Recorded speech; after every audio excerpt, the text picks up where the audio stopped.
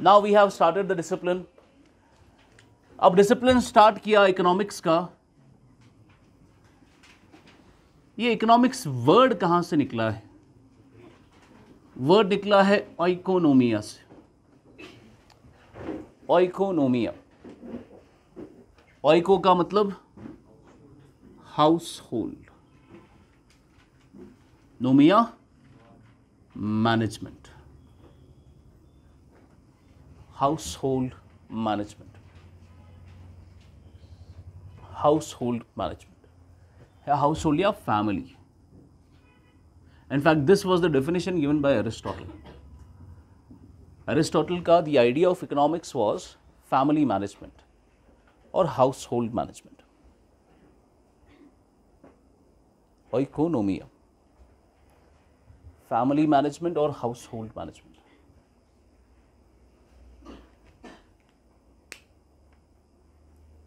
Family management क्या? Family management में क्या निकला? कहां से इकोनॉमिक्स? क्या देखना है? डिफरेंस देखना है, rich and the poor. Rich और पुअर के बीच में बेसिक डिफरेंस किस चीज की है? वेल्थ की है ना, वेल्थ की है ना बेसिक डिफरेंस। तो हमें यह देखना है कि वेल्थ कैसे जनरेट हो रही है, तो एक पर्टिकुलर हाउस होल्ड और फैमिली कैसे वेल्थ क्रिएट कर रहे हैं और कैसे उनके पास ज्यादा वेल्थ है, कैसे दूसरे के पास कम वेल्थ है। तो it was limited to wealth only, ठीक है ना। तो आप एक पर्टिकुलर हाउस होल्ड की बात कर रहे हैं, क्योंकि आपको देखना है कि कोई अमीर क्यों है, कोई गरीब क्यों है, उसके लिए आपको देखना पड़ेगा कि वो वेल्थ जनरेट कैसे कर रहे हैं। That was the idea of economics, oikonomia. लेकिन धीरे धीरे इकोनॉमिक्स बदला। फिर ये तो शुरुआत थी इकोनॉमिक्स की। It was limited to what? Wealth. It was limited to what? हाउस होल्ड। आज इकोनॉमिक्स कुछ अलग ही दुनिया है। इकोनॉमिक्स में we are neither limited to wealth nor we are limited to household. Aaj economic is a social science. We do not study the individual alone, we study the entire society. We don't study the only the wealth aspect of a person, we also study the entire welfare aspect of the person. Aaj aapka naya hai welfare economics is a field in economics. Developmental economics. In fact, Amartya Sen is a developmental economist. उसने overall human development की बात की है, सिर्फ wealth की बात नहीं की है। आपके पास अगर वेल्थ है तो क्या इसका ये मतलब है कि आप डेवलप्ड है? डेवलपमेंट का मतलब वेल्थ नहीं होता। फॉर एग्जाम्पल, दो फैमिलीज है, एक मेरी फैमिली है और एक आपकी फैमिली है। मेरी फैमिली में we have monthly income of 1 lakh rupees, इनके पास भी there is a monthly income of 1 lakh rupees. और मैं जब 1 लाख रुपए कमाता हूँ, मैं इमीडिएटली उसमें से 10,000 रुपये अपनी फैमिली पे खर्च करता हूँ, बाकी का 90,000 मैं गोल्ड में इन्वेस्ट करता हूँ। तो गोल्ड खरीद लिया मैंने। लेकिन जब इस लड़की को 1 लाख रुपए मिला, इसने 1 लाख रुपए कमाया, उसके बाद उसने 10,000 का अपना खर्चा देखा, उसके बाद बच्चे की एजुकेशन पे कुछ खर्चा किया, दवाइयों पे खर्चा किया, घर की कुछ मरम्मत कराई, टॉयलेट अच्छा बनाया, सैनिटेशन का ख्याल रखा, ड्रिंकिंग वाटर अच्छा लाया, खाना अच्छा खा रही है, बचा कुचा पैसा इन्वेस्ट कर रही है। बताइए डेवलपमेंट मेरी ज़्यादा है या इनकी? मेरी। गोल्ड डेवलपमेंट है आपके लिए, पैसा डेवलपमेंट, ओवरऑल डेवलपमेंट होनी चाहिए। आप एजुकेटेड होने चाहिए, आप हेल्दी होने चाहिए, आप हैप्पी होने चाहिए, आप पीसफुल होने चाहिए। आपके पास कितना भी पैसा है ना, recently in 1990 United Nations came up with a report which was actually drafted by Mahbubul Haq and Amartya Sen, and they came up with human development report, जिसमें उन्होंने कहा कि आपको सिर्फ पैसा नहीं देखना है। अगर आपको इंसान को स्टडी करना है ना, इकोनॉमिक्स में हम इंसान को स्टडी करते हैं, एडवेंट ऑफ ह्यूमंस, इंसान को स्टडी करना है, तो सिर्फ वेल्थ वाला पोर्शन नहीं देखना, ओवरऑल डेवलपमेंट देखनी है। तो ओवरऑल डेवलपमेंट में क्या क्या देखना है? उन्हें कहा वेल्थ देखना पड़ेगा, एजुकेशन देखना पड़ेगा, और क्या देखना पड़ेगा? हेल्थ देखना पड़ेगा। वेल्थ, हेल्थ और एजुकेशन। हेल्थ भी एस्पेक्ट है हमारी लाइफ का। लेकिन फिर भूटान आया, भूटान ने कहा ये हेल्दी भी छोड़ो, आप कितने भी हेल्दी हो, आप कितने भी पैसे वाले हो, आप कितने भी एजुकेटेड हो, शाम को जब आप घर जाते हो आप खुश नहीं हो, तो क्या आप डेवलप्ड हो? आखिरकार हमें चाहिए क्या? We want happiness. तो भूटान आया, उसने कहा हम हैप्पीनेस को मेजर करेंगे, हैप्पीनेस ही असल चीज़ है डेवलपमेंट का। तो they came up with gross national happiness, उन्हें हैप्पीनेस को मेजर किया। ठीक है, तो उसको कैसे मेजर किया जा सकता है? आपको पूछा जाएगा, क्या आपके पास हम जाएंगे कि बताइए आज आप हैप्पी हो या नहीं हो, क्या पता इसका सुबह सुबह अपनी बीवी का सर फोड़ के आ गया होगा ही, तो उस दिन ये हैप्पी बिकॉज बीवी उसने इसका सर फोड़ा, वो तो उसकी टांगे भी तोड़ देगी, तो ये खुश नहीं है उस दिन, तो कम से कम खुश नहीं है। तो आपको कुछ और मेजरमेंट्स लाने पड़ेंगे। Likewise London School of Economics ने एक मेजरमेंट निकाला। उसने कहा कि आपको अगर डेवलपमेंट मेजर करनी है, हैप्पीनेस भी ठीक है, हकीकत में हमें हैप्पीनेस भी नहीं चाहिए, हकीकत में हमें पीस ऑफ माइंड चाहिए। आपने देखा है कुछ शुरू में जब आप यंग, अभी तो आप यंग ही है, अभी आपके अंदर ऐसा होगा ना, मुझे खुश रहना है, I want happiness, I want the perfect partner, I want a perfect house, I want a perfect job, मैं खुश हो जाऊंगा या हो जाऊंगी उसके बाद। That is your idea of happiness. लेकिन जैसे आप बड़े हो जाओगे ना, 28, 29 और 30, 31, 32, एक टाइम ऐसा आएगा आपकी लाइफ में जब आप बोलेंगे मुझे बस छोड़ दो, ठीक है, मुझे हैप्पीनेस नहीं चाहिए, मुझे सुकून चाहिए। क्या चाहिए? I swear to God it will happen to you, it will happen to you. आप बोलेंगे just I just want peace of mind. London School of Economics ने कहा कि peace of mind is what we should measure. For that they have their own measurement कि कैसे piece of mind major किया जाए। समझ आ रहा है आपको? वही क्या है, ये अलग अलग फील्ड्स डेवलप हो रहे हैं इकोनॉमिक्स में। इकोनॉमिक्स शुरू कहाँ से हुआ था? लिमिटेड था टू हाउस होल्ड, धीरे धीरे बदल गया इकोनॉमिक्स। आज इकोनॉमिक्स एक डेवलपमेंटल पोर्शन है, आज इकोनॉमिक्स मेटा इकोनॉमिक्स बन चुका है। Now economics is not limited to economics only, economics is beyond economics now. इसमें बाकी दूसरे फील्ड्स भी ऐड हो चुके हैं, तो विल स्टडी ऑल दैट। पहले कुछ हम डेफिनेशंस पढ़ेंगे, ठीक है? Will start with Adam Smith. तो मैं आपको 4 डेफिनेशंस पढ़ाऊंगा इकोनॉमिक्स की। वो 4 डेफिनेशंस में हम 4 स्टेजेस ऑफ एवोल्यूशन भी पढ़ेंगे। 4 definitions with 4 stages of evolution. Evolution किसका? Economics as a subject. 4 definitions with 4 stages of evolution. साथ साथ लिख रहे हो? मिस तो नहीं हो रहा कुछ? Do you want me to dictate?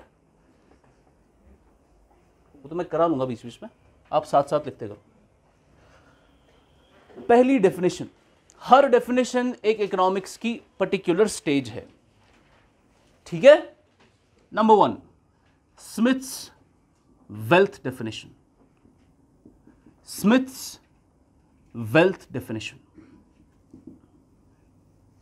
Smiths wealth definition.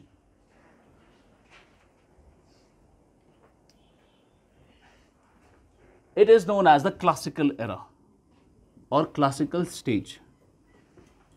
Classical era. Smith's wealth definition. Smith ने क्या कहा? Adam Smith. These are very important concepts, ठीक है? Pay attention. Adam Smith ने क्या कहा?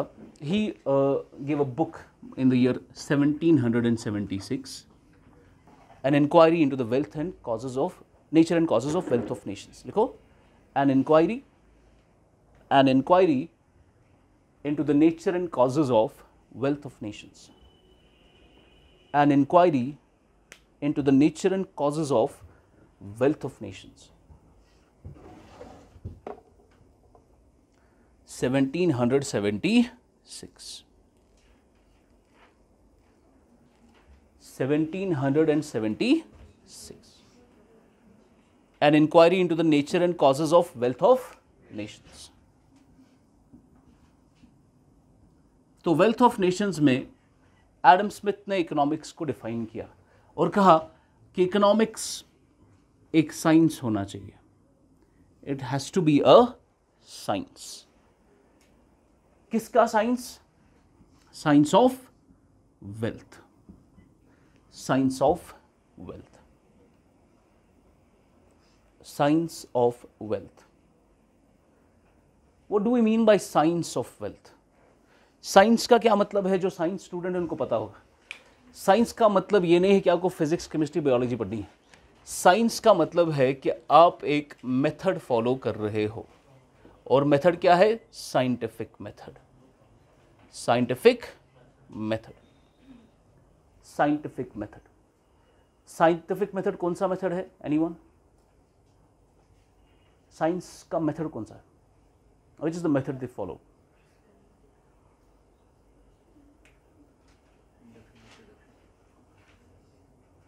हाँ, कोई?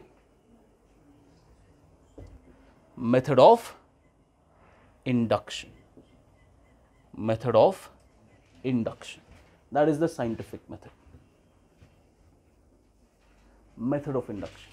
Let me briefly explain it to you. For example, you have this, there's a scientist, अब इस साइंटिस्ट को क्या देखना है कि what is the impact of COVID in human population. Covid का इम्पैक्ट क्या है इंसान की जिंदगी में या इंसान की हेल्थ पे. इंसान कितने हैं दुनिया में? 750 करोड़ लोग हैं. 750 करोड़ लोग, 750 करोड़ लोगों पे आपको देखना है what is the impact of Covid on the 750 crore people. अब वो देखने के लिए आपको 750 करोड़ लोगों के पास जाकर देखना पड़ेगा कि इसका इम्पैक्ट क्या है.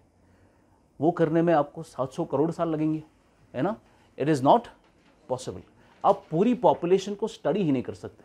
ये आपका इलॉजिकल है to go and study the impact of Covid on each and every person. It is not possible. तो हमने क्या लिया? हमने 10,000 लोगों का सैंपल लिया.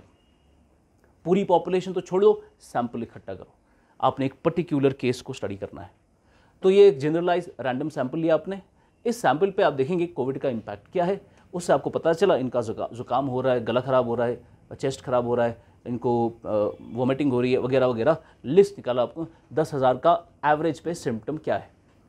तो WHO आया, उसने कहा ये है कोविड के सिम्टम्स, आपको घबराने की ज़रूरत बिल्कुल भी नहीं है. आपने देखा कि कोविड के सिम्टम्स है वो सबके बराबर तो नहीं थे ना, किसी का तो कोई सिम्टम ही नहीं था.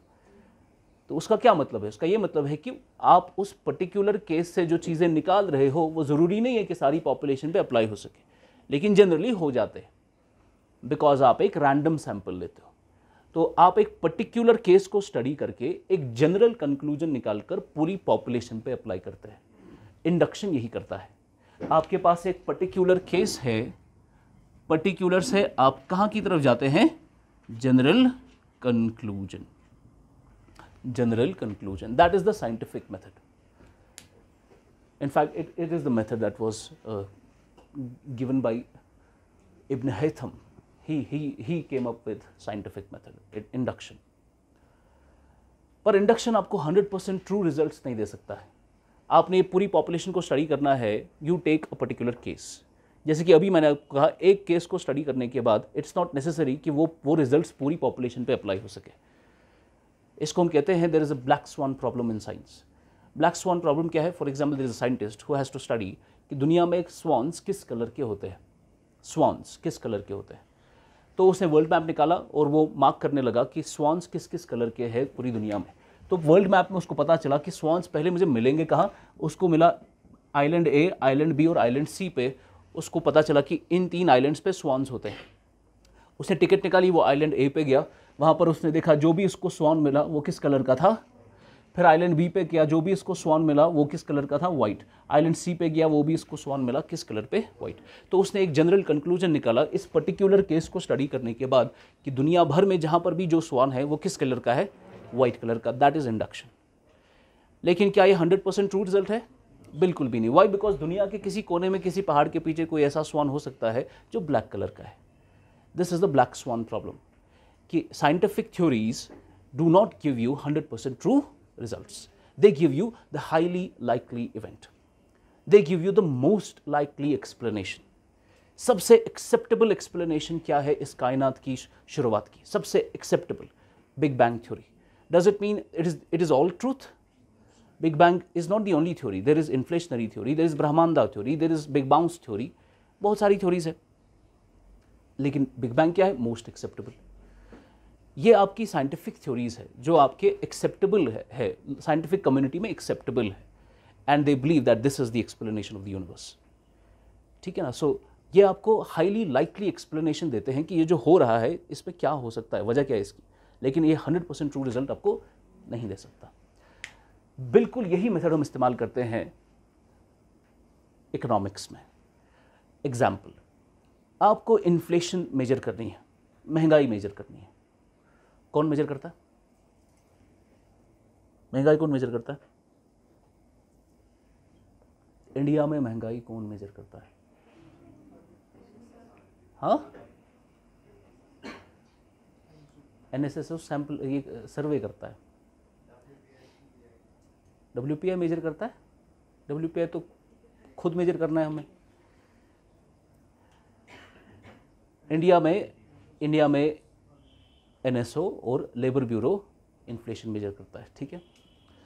तो इन्फ्लेशन मेजरमेंट के लिए, व्हाट इज इन्फ्लेशन? इन्फ्लेशन का मतलब है प्राइस राइज, महंगाई कितनी हुई है। अब महंगाई किस में महंगाई? गुड्स एंड सर्विसेज में। जितने भी प्रोडक्ट्स है कश्मीर में, सबकी महंगाई देखनी है आपको। सिर्फ कश्मीर में नहीं, जितने भी प्रोडक्ट्स पूरे हिंदुस्तान में है, सबकी महंगाई देखनी है आपको। कैसे देखेंगे? पता है कितने प्रोडक्ट्स हैं इंडिया में? लोग कितने हैं इंडिया में? 140 करोड़ लोग हैं। हर इंसान दिन में 200 प्रोडक्ट्स इस्तेमाल करता है। कितने? 200 प्रोडक्ट्स ऑन एन एवरेज इस्तेमाल करता है। मैं ये घड़ी इस्तेमाल कर रहा हूँ, पेन इस्तेमाल कर रहा हूँ, बोर्ड इस्तेमाल कर रहा हूँ, फ़ोन इस्तेमाल कर रहे हैं, फेसबुक इस्तेमाल कर रहे हैं, इंटरनेट इस्तेमाल कर रहे हैं, ये माइक इस्तेमाल करें, कपड़े इस्तेमाल करें। 200 प्रोडक्ट्स ऑन एन एवरेज इंसान दिन में कर लेता है। 140 करोड़ लोग हैं और हर इंसान 200 प्रोडक्ट इस्तेमाल करता है। ये बिलियंस ऑफ प्रोडक्ट्स हैं। आप billions of goods and services का मेजरमेंट कर ही नहीं सकते, इट इज नॉट पॉसिबल। तो आपको क्या करना? You can not study the entire population, it is a science, you have to study a particular case. तो आपने एक बास्केट निकाला, आपने कहा कि हम एक बास्केट को स्टडी करेंगे। उस बास्केट में आपने कहा ये फलां चीज़ डाल दो, फलां चीज़ डाल दो, फलां चीज़ डाल दो। 600 चीज़ों का बास्केट है, इन्हीं का प्राइस देखेंगे, बाकियों का प्राइस देखने की जरूरत। वही है इन्फ्लेशन। इन्फ्लेशन में हम पूरा देखते ही नहीं, इन्फ्लेशन में सिर्फ एक बास्केट देखा जाता है। बिकॉज पूरा आप देखेंगे उसके लिए आपके पास रिसोर्सेज उतने नहीं है। It's not rational to go and measure the prices of each and every product in the nation. You have to follow a basket. That is the scientific method. समझ रहे आप?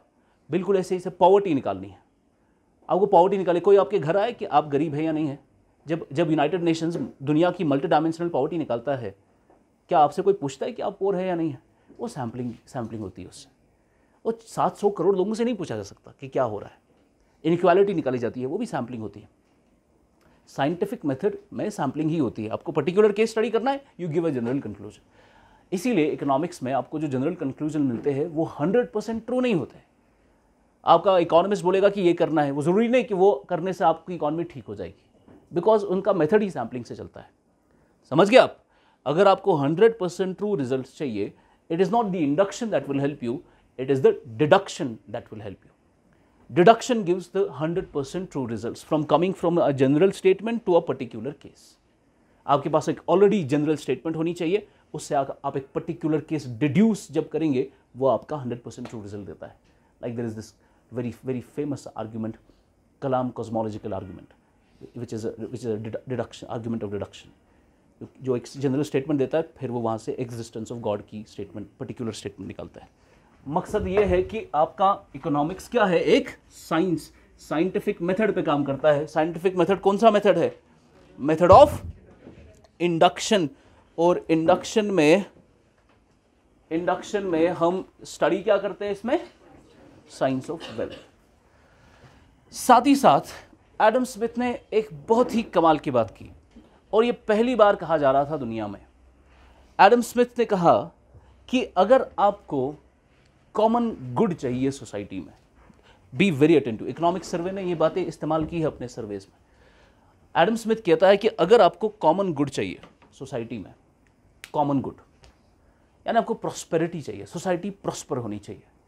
एडम स्मिथ कहता है कि prosperity कैसे मिलेगी, common good कैसे मिलेगा? एडम स्मिथ ने कहा individual ambition will serve the common good, यानी the concept of self interest.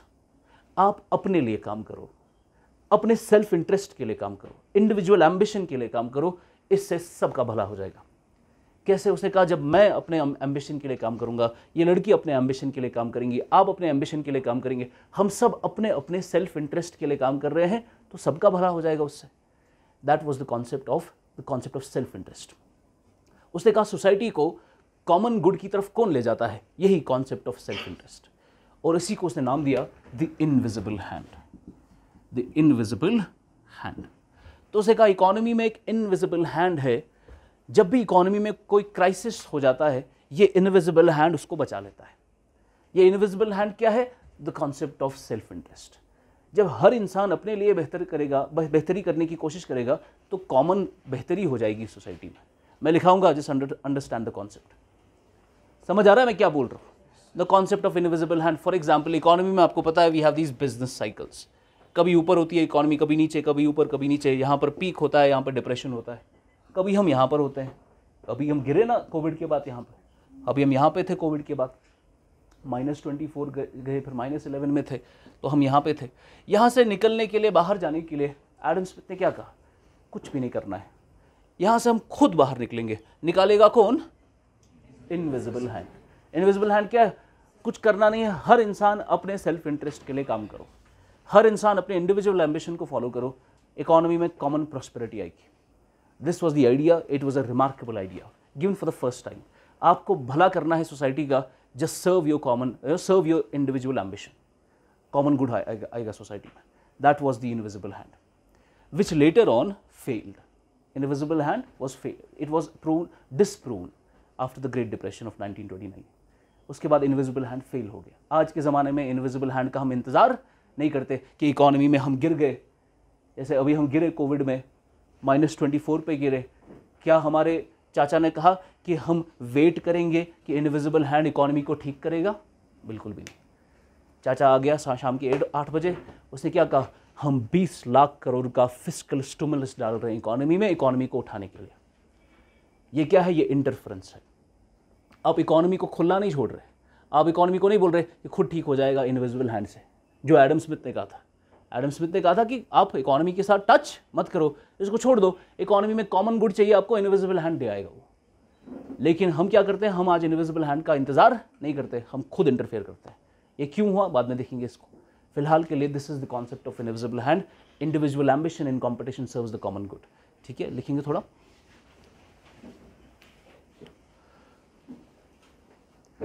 individuals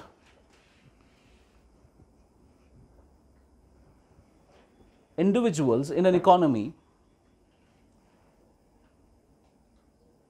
individuals in an economy want to serve, individuals in an economy, want to promote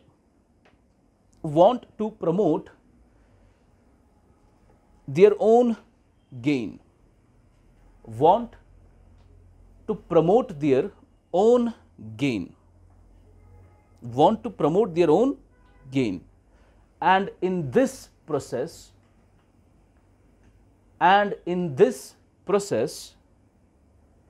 they are guided by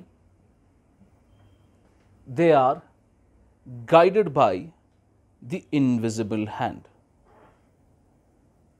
the invisible hand.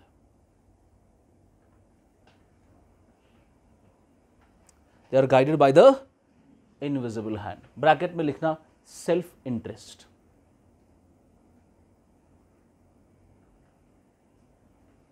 That is, in competition, individual ambition serves the common good.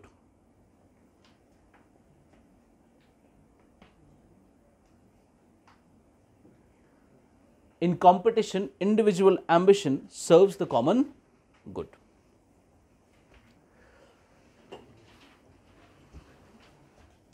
समझ आ रहा है? नहीं समझ आ रहा ना? आ गया समझ? तो आपको इकोनॉमी में अगर कॉमन गुड चाहिए, what do you have to follow? Individual ambition. That will serve the common good. This was actually proven wrong by another great economist, John Nash. He came up with the Nash equilibrium. उसने कहा कि Adam Smith गलत बोल रहा था, individual ambition से common good नहीं होगा। अगर हर कोई वही करता रहेगा जो उसके लिए बेहतर है, कॉमन बेहतरी नहीं आएगी इस सोसाइटी में। तो हमें क्या करना चाहिए? He came up with the concept of Nash equilibrium. उसने कहा हमें वो डिसीजन लेना चाहिए जो हमारे लिए बेहतर है और जो सामने वाले के लिए बेहतर है, उससे कॉमन बेहतरी आएगी। That is keeping in consideration what the others opinion is. Nash equilibrium आने के बाद ग्लोबल ट्रेड 2/3 बढ़ी है, 2/3 ग्लोबल ट्रेड बढ़ी है जब से हमने नैश इक्विलिब्रियम इस्तेमाल करना शुरू किया। कि एडम स्मिथ की इकोनॉमिक्स से नो डाउट काफ़ी वेल्थ जनरेट हुई है, काफ़ी इकोनॉमीज़ ने बहुत ज़्यादा वेल्थ क्रिएट की एडम स्मिथ का इस्तेमाल करके, उसकी इकोनॉमिक्स का इस्तेमाल करके, लेकिन बाद में पता चला कि एडम स्मिथ की जो जितने भी आइडियाज़ थे वो गलत प्रूव हुए, ग्रेट डिप्रेशन से, नैश इक्विलिब्रियम से, और पता चला हमें कि we should not follow our own individual ambitions, what we should follow is what is better for us and what is better for the society. तो वो आपका कॉमन गुड देगा। समझ गए आप? अब देखिए एडम स्मिथ का जो इकोनॉमिक्स का आइडिया था, दिस सेल्फ इंटरेस्ट वाला, जिसमें उसने साइंस ऑफ वेल्थ का फिर सेल्फ इंटरेस्ट को उसने काफ़ी प्रमोट किया। आपको लग रहा है ये थोड़ा एक ये थोड़ा एक कह सकते हैं एक सेल्फिश टाइप का मॉडल है, कि आपको सिर्फ इंडिविजुअल एम्बिशन ही फॉलो करना है? That is why Ruskin and Carlyle, these are very great economist, they considered economics as a dismal science. Dismal science का मतलब है that it is a failed science. ये सेल्फ इंटरेस्ट सिखाता है लोगों को, ये selfish kind of a science है, ये डिसमल साइंस है। वो इकोनॉमिक्स को पसंद नहीं करते थे, बहुत फिलोसोफर्स हैं जो इकोनॉमिक्स को पसंद नहीं करते, बिकॉज उस वक्त का इकोनॉमिक्स क्या सिखाता था? Self interest, individual ambition. लेकिन आज का इकोनॉमिक्स बदल चुका है। So write down this last point, Ruskin and Carlisle,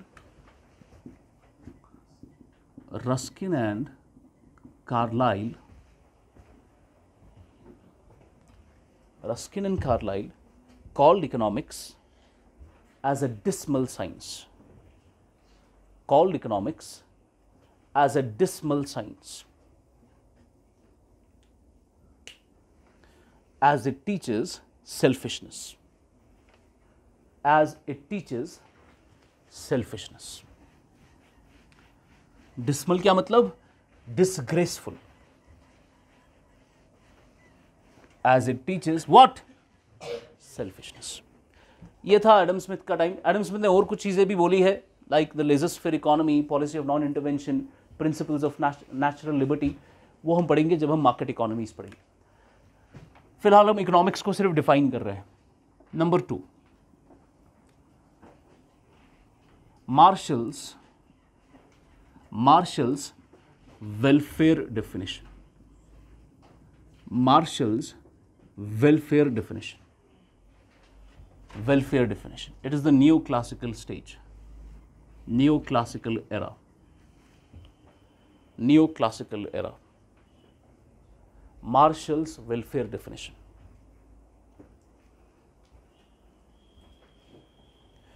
Welfare definition क्या है? मैंने आपको बोला शुरू में economics was limited to wealth only, फिर धीरे धीरे हमने क्या किया? वेलफेयर। वेलफेयर किसका? किसका वेलफेयर? ह्यूमंस का। ह्यूमंस का वेलफेयर। वेलफेयर में अगर आपको वेलफेयर चाहिए, वेलफेयर में आपको इंसान की ना ही सिर्फ वेल्थ पर नहीं बल्कि उसके बाकी के डायमेंशंस पर भी नज़र रखनी पड़ेगी। तो उसने पहली बार कोई इकोनॉमिस्ट सामने आया जिसने कहा कि इकोनॉमिक्स असल में वेल्थ को स्टडी तो करता ही है, लेकिन असल में ये स्टडी है इंसान की। It is a part of study of man. So he is the first person to come up with the definition of economics and consider economics as a part of study of man, जिसमें हम इंसान का welfare वाला aspect study करेंगे, सिर्फ wealth नहीं बल्कि बाकी के ऑप्शंस भी। तो ही continued what Adam Smith said. Adam Smith का क्या था? It is a science of wealth. तो उसने भी कहा it is a science of wealth but as a part of study of man. As a part of study of man. But as a part of study of man. It is a science of wealth, but as a part of study of man. ये कब का उसने? 1890, Principles of Economics. Principles of Economics.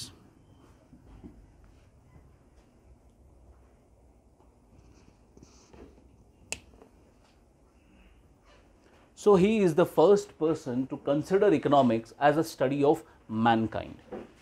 ये इंसान को study करता है और इंसान के ऑर्डिनरी लाइफ के उसके सारे बिजनेस के एस्पेक्ट्स, सिर्फ इकोनॉमिक एक्टिविटी नहीं बल्कि अदर वेलफेयर एस्पेक्ट्स भी. So he also study called it is the study of mankind. It is a study of mankind in the ordinary business of life. In the ordinary business of life. study of mankind in the ordinary business of life. In the ordinary business of life. रब करूं?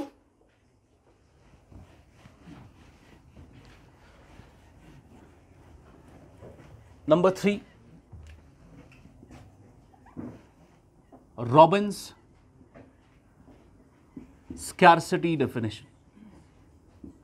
Robbins' scarcity definition, known as the New Age. Known as the New Age. ना ये थोड़ी अलग definition है. अब science consider किया गया है, economics, no doubt about it. Economics is already considered as a study of mankind, वो भी ठीक है, लेकिन इसने कुछ एक नया आउटलुक दिया इकोनॉमिक्स का. उसने कहा कि इकोनॉमिक्स क्या है. पहले लिखेंगे डेफिनेशन, मैं पूरा आपको स्टेटमेंट देता हूँ. Economics is the science which studies human behavior. It is a science which studies human behavior as a relation between ends and scarce means that have alternative uses. That have alternative uses.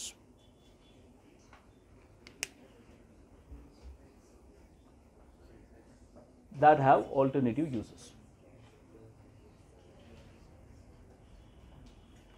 लिखा? He gave this definition in 1932 in his essay. An essay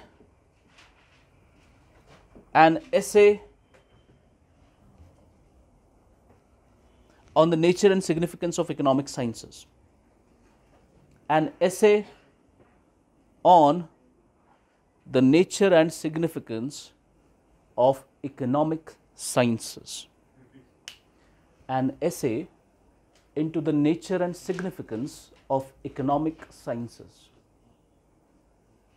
Of economic sciences. लिखा? Definition थोड़ा अलग है तो इसको थोड़ा interpret करना पड़ेगा. एक एग्जाम्पल समझेंगे आपको क्लियर हो जाएगा. देखिए, साइंस में कुछ समझाना है. साइंस हो गया ना हमारा. ये इंसान की स्टडी है, वो भी हमने देख लिया. मार्शेट ने पहले ही कहा is the study of Mankind. अब लेकिन स्टडी ऑफ मैनकाइंड में कौन सी वाली स्टडी, जिसमें हम क्या पढ़ते हैं? रिलेशन किसकी? Ends and scarce means that have alternative uses. These are the 3 important keywords in economics इस डेफिनेशन में. Ends, scarce means and alternative uses. आपको अभी समझ आ जाएगा with one single example. Let's assume that मेरा भतीजा है, मैंने उसको 50 रुपये दिए. दिस चाइल्ड, कितने पैसे दिए? 50 rupees as a pocket money. मैं उसको बोला, जा बेटा आपको जो खरीदना है आप खरीद लो. तो मैंने उसको बताया, मैंने उसको अपने साथ सुपर मार्केट लिया. 50 रुपये उसके हाथ में है. अब बताइए इस 50 रुपये में इसके पास जो ये रिसोर्सेज है वो लिमिटेड है या अनलिमिटेड? लिमिटेड रिसोर्सेज है. सो उसके पास रिसोर्सेज लिमिटेड है. क्या कह सकता हूँ मैं रिसोर्सेज स्केर्स है? तो स्केर्स रिसोर्सेज है. स्केर्स पता है ना? Scarce commodity, scarce resource, limited resource. 50 रुपये इज ए लिमिटेड रिसोर्स. अब वो जब सुपर मार्केट गया तो जगजीत सिंह क्या बोलता है? दिल भी एक जिद पे अड़ा है किसी बच्चे की तरह, या तो इसे सब कुछ ही चाहिए या कुछ भी नहीं. ठीक है ना? तो ये जब सुपर मार्केट पे जा रहा है, उसको ये भी चाहिए, ये भी चाहिए, ये भी चाहिए, सब कुछ देख रहा है.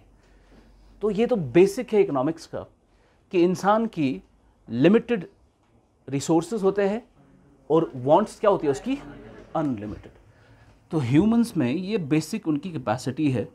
They have limited resources but they have unlimited wants. Limited resources and unlimited wants.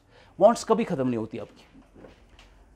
एक हदीस है प्रॉफिट ने कहा, पीस बी अपॉन हिम, कि if the son of Adam is given a mountain of gold he will ask for another. यानी पूरा पहाड़ उसको दे दो आप सोने का, वो उसके बाद भी दूसरा मांगेगा।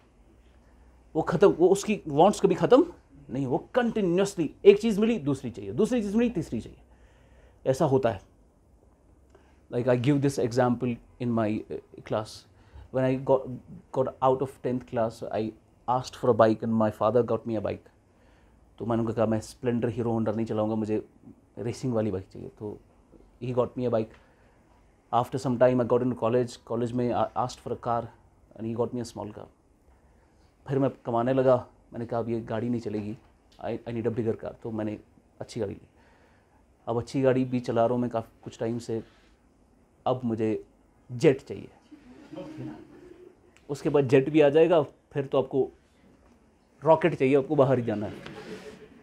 ये कभी ख़त्म होने वाली चीज़ नहीं है। ऐसा भी होता है जैसे यू गॉट इनटू मैरिज, और this is true, this is the reality what happens. You got into marriage with a lot of expectations. आपने 25 साल में इतने ख्वाब बनाए, अब आपने शादी की और आपको 7 दिन में पता चला टाइट फिश हो गया। उसके बाद आपको पता चला कि जब आपने शादी की वो असल में लड़की नहीं है, वो डायन है। अब आपने डायन के साथ शादी की और आपको कुछ टाइम के बाद पता चला I would not be able to live with the person, let's get out of the marriage.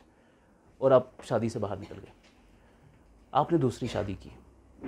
आपकी वांट है ना, वांट ख़त्म तो नहीं होगी, आपने दूसरी शादी की, वो डबल डाइन निकली। ठीक है, you are continuously you want fulfilment, आपको फुलफिलमेंट चाहिए ना। कभी होता है ना अंदर से आपको लग रहा है खाली है तो यू वांट फुलफिलमेंट।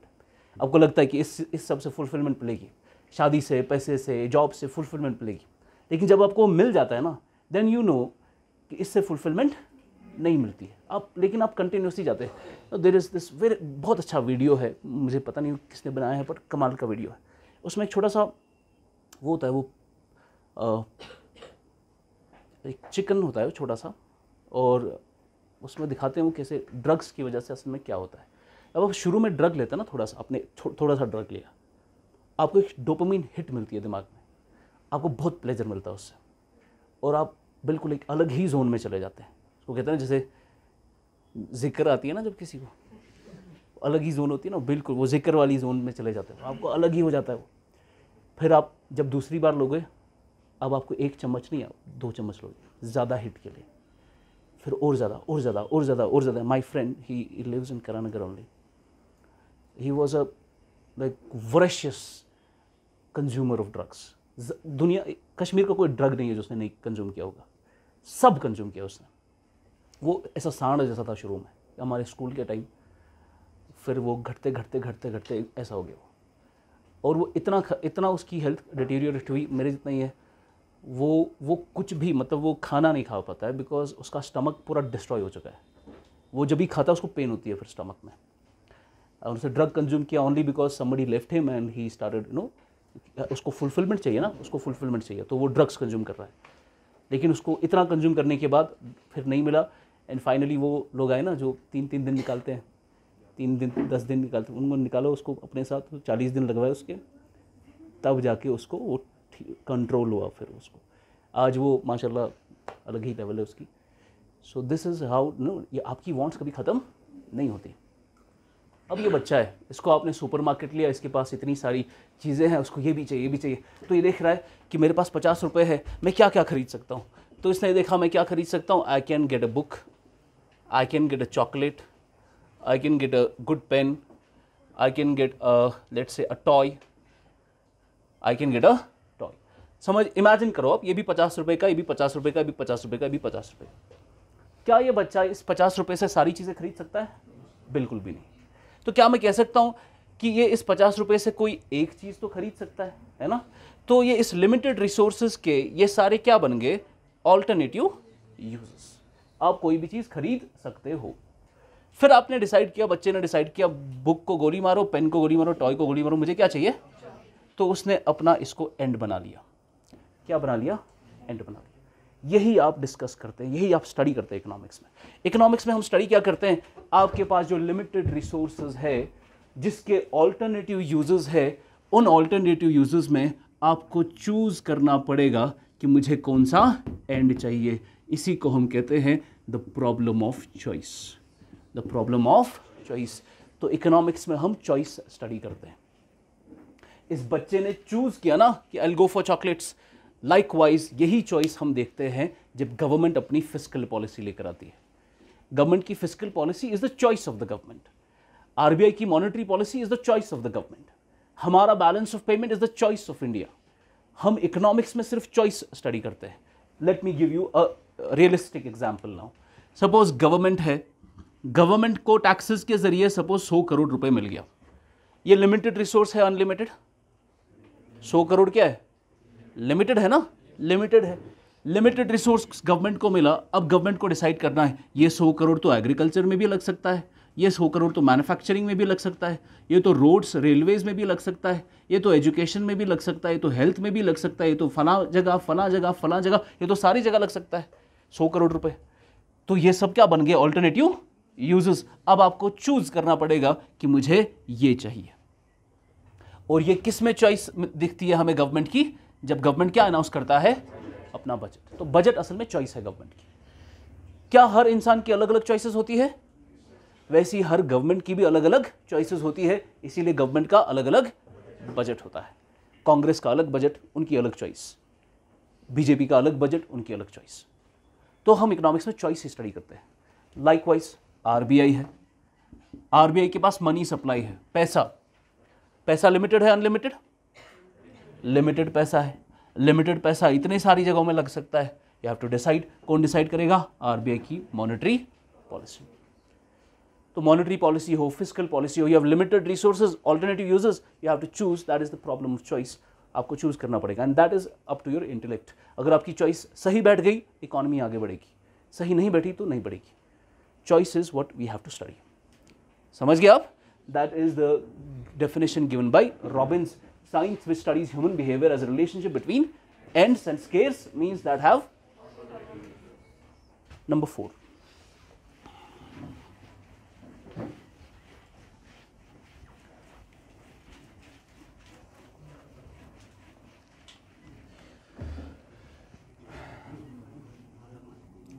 बातें नहीं। Samuelson's growth definition, known as the modern age. Samuelson's growth definition, known as the modern age.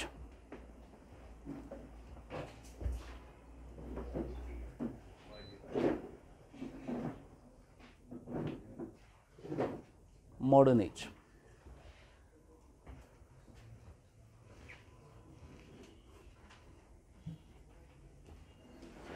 अब देखो ये कब दिया इसने? 1948। सैमुअलसन ने ये डेफिनेशन 1948 में दी in his introductory analysis. An introductory analysis, आज़ादी के 1 साल के बाद, 1948। Introductory analysis. Now, what is this growth definition? It is the most recent definition of economics as well as the most comprehensive. Economics में इस definition ने almost कुछ भी नहीं छोड़ा है। आपने देखा कि पहले सिर्फ wealth था, फिर welfare घुस गया, फिर choice घुस गई। इस definition ने सारा कुछ लगा दिया economics में।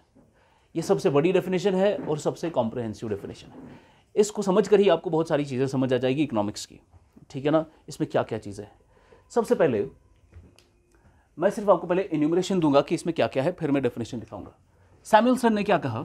सैमुअलसन ने कहा इकोनॉमिक्स में हम ये एक साइंस होगा। क्या साइंस है ना? साइंस है जिसमें हम क्या स्टडी करते हैं? मैनकाइंड को। उसने कहा सिर्फ इंसान स्टडी नहीं करना है साइंस में। साइंस में हम इंडिविजुअल इंसान को स्टडी नहीं करते, हम पूरी सोसाइटी भी स्टडी करते हैं। That is the concept of Indian economy. You know, the concept of economy is nothing until you attach a region to it. Region का attachment होना ज़रूरी है। जैसे इंडिया लग गया तो इंडियन इकोनॉमी, पाकिस्तान लगा तो पाकिस्तान की इकोनॉमी। इकोनॉमी हमेशा एक रीजन के साथ अटैच होती है। तो आप इंडिया के पूरे रीजन की बात कर रहे हो, पूरी सोसाइटी की बात कर रहे हो, वो आपका इंडिया की इकोनॉमी है। तो इंडिया की इकोनॉमी एक सोसाइटी का पार्ट है, इंडिविजुअल का पार्ट नहीं है। तो उसने कहा सिर्फ मैन को स्टडी नहीं करना बल्कि सोसाइटी को भी स्टडी करना है। तो this was for the first time how economics became a social science. यहां पर इकोनॉमिक्स एक सोशल साइंस बन गया, सोशल साइंस। उसके अलावा उसने कहा इसमें हमें क्या देखना है, ये जो आप इकोनॉमी आप देख रहे हो, सोसाइटी आप देख रहे हो, ये इकोनॉमी दो तरीके की हो सकती है। कभी इकोनॉमीज में होता है कि वहां पैसे से इकोनॉमिक एक्टिविटी होती है, कुछ इकोनॉमी होती है जहां पैसा इस्तेमाल, वो कौन सी इकोनॉमी है, बार्टर सिस्टम वाली इकोनॉमी है ना। तो समटाइम्स वी हैव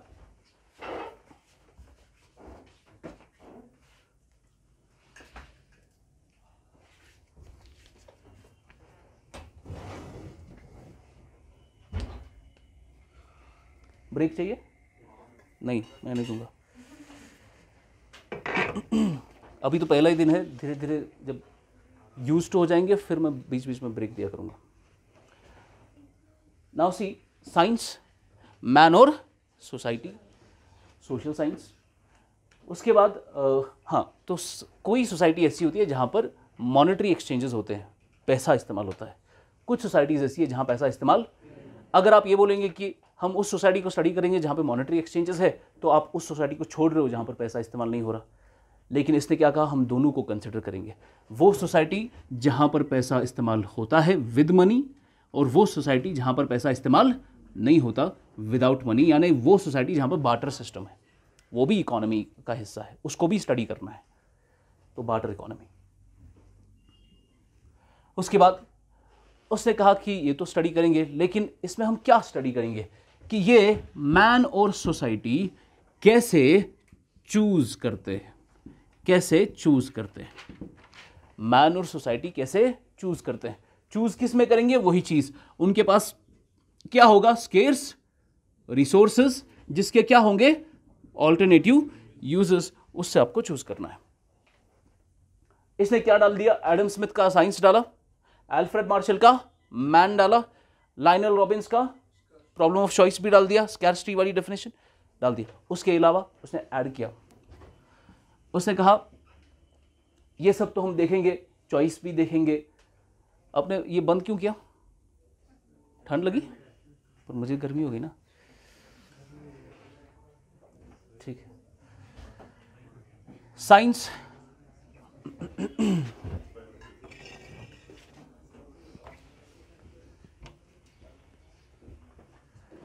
इसको ये आगे रखो, हाँ, तो चॉइस भी देखना है। साथ में इसने बोला कि इकोनॉमी में what is it that you see, economic activity. Economy कैसे बढ़ती है, इकोनॉमिक एक्टिविटी से, आपको एक्टिविटी करनी है। एक्टिविटी क्या होता है, now this is a suggestion to all of you. आपको यूपीएससी में तो उसकी सक्सेस रेट तो बहुत कम है, 0.01%, 0.01%। या 12 लाख लोग फॉर्म भरते हैं, 700 लोग पकड़ने होते हैं, 800 लोग पकड़ने होते हैं 12 लाख में से। केस में रिलेटिवली थोड़ा बेटर है रेशियो सक्सेस का। सपोज आप सक्सेसफुल नहीं हुए, लेकिन बैठना तो नहीं है ना, हम बैठेंगे तो नहीं, हमारे पास इंटेलेक्ट है, हमारे पास नॉलेज है, कुछ ना कुछ कर लेंगे लाइफ में, बैठेंगे नहीं कम से कम। तो आपको जो भी करना होगा ज़िंदगी में, आपको 3 चीज़ों का ख्याल रखना है, जो भी बिजनेस आपको शुरू करना है। In fact when we started this thing and when I got invited here, when the process started, I told them just follow these 3 things. हम कोई भी काम करें, ये 3 चीज़ों का ख्याल अगर रखेंगे, we will ensure कि ये बिजनेस बड़ा बने। सबसे पहली चीज़ है, कोई भी काम करने के लिए, कोई भी आपको पैसा कमाने के लिए, the first thing you have to do is produce. Production करना बहुत इंपॉर्टेंट है। अब प्रोडक्शन किस चीज़ की जाए, आप यहाँ पर इस वक्त मैं प्रोडक्शन कर रहा हूँ, किस चीज़ की, मैं क्लास प्रोड्यूस कर रहा हूँ, मैं लेक्चर प्रोड्यूस कर रहा हूँ, आपको प्रोडक्शन करनी। तो व्हेन वी डिसाइडेड कि यहाँ पर having the quintessence and what should we produce, we did not randomly start UPSC and all. तो हम क्या किए, हम श्रीनगर के बड़े बड़े स्कूल्स में गए, we got the data and हमें पता चला कि जो ह्यूमैनिटीज़ वाले स्टूडेंट्स हैं, यानी 10th के बाद जो आर्ट्स पकड़ते हैं, उनका ग्राफ ऐसे जा रहा है, यानी दिन ब दिन बच्चे किसकी तरफ जा रहे हैं? बिकॉज आपको पता है, आप पत्थर लगाओगे वो इंजीनियर के सर पे गिरेगा, इतने इंजीनियर्स हैं। और डॉक्टर के लिए इफ़ यू हैव मनी आप डॉक्टर बन सकते हैं, कोई बड़ी बात नहीं है। जैसे वो बांग्लादेशी डॉक्टर है, रशियन डॉक्टर है ना, बहुत सारे आपके डॉक्टर इधर। MBBS वाले तो यहाँ के GMC वाले तो काफ़ी कम है, तो आप डॉक्टर भी बन सकते हैं, इंजीनियर भी बन सकते हैं। कॉमर्स वाले में बहुत ये है। तो अब लोग कहाँ की तरफ जा रहे हैं? आर्ट्स। प्रिसाइसली आर्ट्स जाने का मकसद क्या है? UPSC IAS बनना है ना। और शाह फैसल के बाद तो एक नई वेव शुरू हो गई इधर, फिर अथरा में है, फिर वो है आबिद सर है, बड़े बड़े लोग हैं ना। आबिद सर का तो कमाल ही हो गया। Abid sir got all India rank 25 and the next year his wife got all India rank 25, तो उन दोनों को 25 ही रैंक। तो वो दोनों है सहरिश असगर। अब UPSC का, ह्यूमैनिटीज़ का UPSC बढ़ रहा है और हम देख रहे हैं, हमने चेक किया, जो साइंस वाली स्ट्रीम्स है उनका ग्राफ स्टैटिक है, उनमें रोल बढ़ नहीं रहा स्कूल्स के अंदर। इसका क्लियर कट मतलब है कि आने वाले 5 सालों में UPSC का मार्केट इधर बनेगा, बढ़ेगा, बच्चों को चाहिए इधर। और उसको कहाँ जाना पड़ता है? दिल्ली जाना पड़ता है। दिल्ली में you get a classic coaching. जैसे मैं दिल्ली में पढ़ाता हूँ तो I know, I would not से कि वहाँ पर आपको कुछ एक्स्ट्रॉर्डिनरी मिलेगा, बिकॉज इस क्लास में भी है मेरे कुछ पुराने students, they got back from Delhi, वापस आ गए वहाँ से। द रीज़न इज़ कि the teachers are not approachable. Teacher आपका वहाँ अनअप्रोचेबल है, you have to get an appointment to meet a teacher there. So उस वजह से, एंड देयर इज़ हेल्थ का भी इशू हो जाता है वहाँ बहुतों का, खर्चा भी बहुत है। आज के ज़माने में दिल्ली में 5-6 लाख से कम तो नहीं चलेगा। 3 लाख तो आपका कोचिंग ही हो जाएगा और 3 लाख आपका खर्चा होगा वहाँ। सो दिस इज़ हाउ UPSC का, अगर दिल्ली नहीं जाना है तो वी नो दैट कश्मीर में मार्केट बन सकता है इसका। तो वी स्टार्टेड दिस। तो हमने कहा कि हम UPSC की प्रोडक्शन करेंगे, हम UPSC के कोर्सेज प्रोड्यूस करेंगे। और ठीक है, प्रोड्यूस किया हमने। प्रोडक्शन के बाद आपको क्या करना है? जब आपने प्रोड्यूस किया, अच्छा खासा मार्केट सर्वे करने के बाद कि मार्केट की ये ज़रूरत है और लेट्स स्टार्ट दैट थिंग, तो हमने प्रोडक्शन शुरू की। उसके बाद you have to ensure that जो भी आप चीज़ें प्रोड्यूस कर रहे हो, इट इज़ गेटिंग डिस्ट्रीब्यूटेड। उसके पास आपकी अच्छी खासी डिस्ट्रीब्यूशन के चैनल्स होने चाहिए, आपने बनाया होना चाहिए पूरा सिस्टम। तो the first thing that we did, we got this place and we created an app. Application became the distribution aspect of it. तो अब यूट्यूब का कर लिया, फेसबुक का कर लिया, डिस्ट्रीब्यूशन फैलाने के लिए कि जो हम यहाँ पे प्रोड्यूस कर रहे हैं वो लोगों तक कैसे पहुँचेगा। तो हमने डिस्ट्रीब्यूशन चैनल्स खड़ा किए। डिस्ट्रीब्यूशन चैनल जब होंगे आपके पास एक सेटअप है, जैसे आप सब लोग हैं यहाँ पे, ये सेटअप है जहाँ पर हम अभी डिस्ट्रीब्यूट कर रहे हैं ये सर्विस, ये प्रोडक्शन। उसके बाद ये कंज्यूम होता है। जब आपने डिस्ट्रीब्यूट किया, फिर ये कंज्यूम होगा, फिर आप इसको कंज्यूम करेंगे। अभी आप कंज्यूम कर रहे हो। तो कंजम्पशन के बाद we have to ensure a continuous feedback mechanism. एक फीडबैक लूप होना चाहिए कि जैसे आप कंज्यूम कर रहे हो कोई चीज़, उसके बाद आपको वो कैसा लगा। That is more important, because जो हमें वहाँ से फीडबैक मिलेगा उससे हम कंटिन्यू अपनी सर्विस इंप्रूव कर सकते हैं। तो that these are your 3 things, trinity of economics, आपका प्रोडक्शन, डिस्ट्रीब्यूशन एंड कंजम्पशन। आपने यहाँ पर, आप रहते हो ना इधर रूम में, जैसे खाना वाना मन नहीं है बनाने का तो फटाफट करते हैं ना हम, एप्लीकेशन जो है फटाफट, तो ऑर्डर करते हैं ना खाना, या घेटोज है ऑर्डर करते हैं खाना। तो जैसे अब फटाफट से आपने ऑर्डर कर लिया, बिरयानी ऑर्डर की, तो फटाफट वाला आ गया तो उसने बिरयानी दी आपको। इमीडिएटली जैसे आप बिरयानी मिलेगी वो आपको फीडबैक मांगेगा, हाउ वाज द फूड, तो आप रेटिंग देंगे, 3, 4, 5 रेटिंग जो भी। So what is it, you are ensuring that the food that they have consumed, how did they like it, that is the feedback loop. Likewise आप बाहर गए, आपने Uber की कैब कर ली, आपने कैब जैसे ही आपको छोड़ेगा फिर वो आपको मांगेगा फीडबैक दो इसका, द ड्राइवर कैसा उसने बिहेव किया आपके साथ, तो आप फीडबैक देते हैं। तो कंजम्पशन के आखिरी हद तक आपको उसका ख्याल रखना है कि बच्चा जो पढ़ रहा है उसके बाद how did he like it. जैसे हम ऑफलाइन में we don't take the feedback, but online में we do. We have these student testimonials. जैसे आप ऐप खोलते हैं ना, द फर्स्ट पेज में स्टूडेंट टेस्टिमोनियल्स आते हैं, जिसमें हज़ारों टेस्टिमोनियल्स आई है स्टूडेंट्स की कि what did they like about it, what did they did not like about it, and we take a feedback loop फिर वहाँ से we improve our services. That is you have to ensure production, distribution and consumption. और ये तीनों चीज़ें Samuelson ने अपनी definition में डाल दी. उसने कहा प्रोडक्शन भी होनी चाहिए, डिस्ट्रीब्यूशन भी होनी चाहिए और कंजम्पशन भी इंश्योर करना है. That is the feedback. Production, distribution and consumption. अच्छा, उसके बाद इस सब का मकसद क्या है? एक सोसाइटी की हद तक आप इंश्योर करना चाहते हो प्रोडक्शन बढ़े, डिस्ट्रीब्यूशन बढ़े, कंजम्पशन बढ़े. इस सब का मकसद क्या है? मकसद यह है कि ग्रो हो, हमारी इकोनॉमी क्या हो, ग्रो. जब भी हम ग्रोथ की बात करते हैं, ग्रोथ का कुछ भी मतलब नहीं है जब तक आप उसके साथ टाइम का कॉन्सेप्ट नहीं लगाएंगे. टाइम के बगैर ग्रोथ का कोई कॉन्सेप्ट. मैं कहता हूं कि आज मेरी मंथली इनकम 10% बढ़ी है. अब बोलेंगे 10% बढ़ी है, लेकिन किस में 10% बढ़ी है? एक महीने में बढ़ी है, एक हफ्ते में बढ़ी है, एक साल में बढ़ी है या 10 साल में बढ़ी है? आपको टाइम लगाना पड़ेगा साथ में जब आप ग्रोथ की बात करते हैं. तो ग्रोथ के साथ हमेशा क्या होता है? Over time. तो ग्रोथ का कॉन्सेप्ट भी इसने डाल दिया इसमें, that we have to keep on growing over time.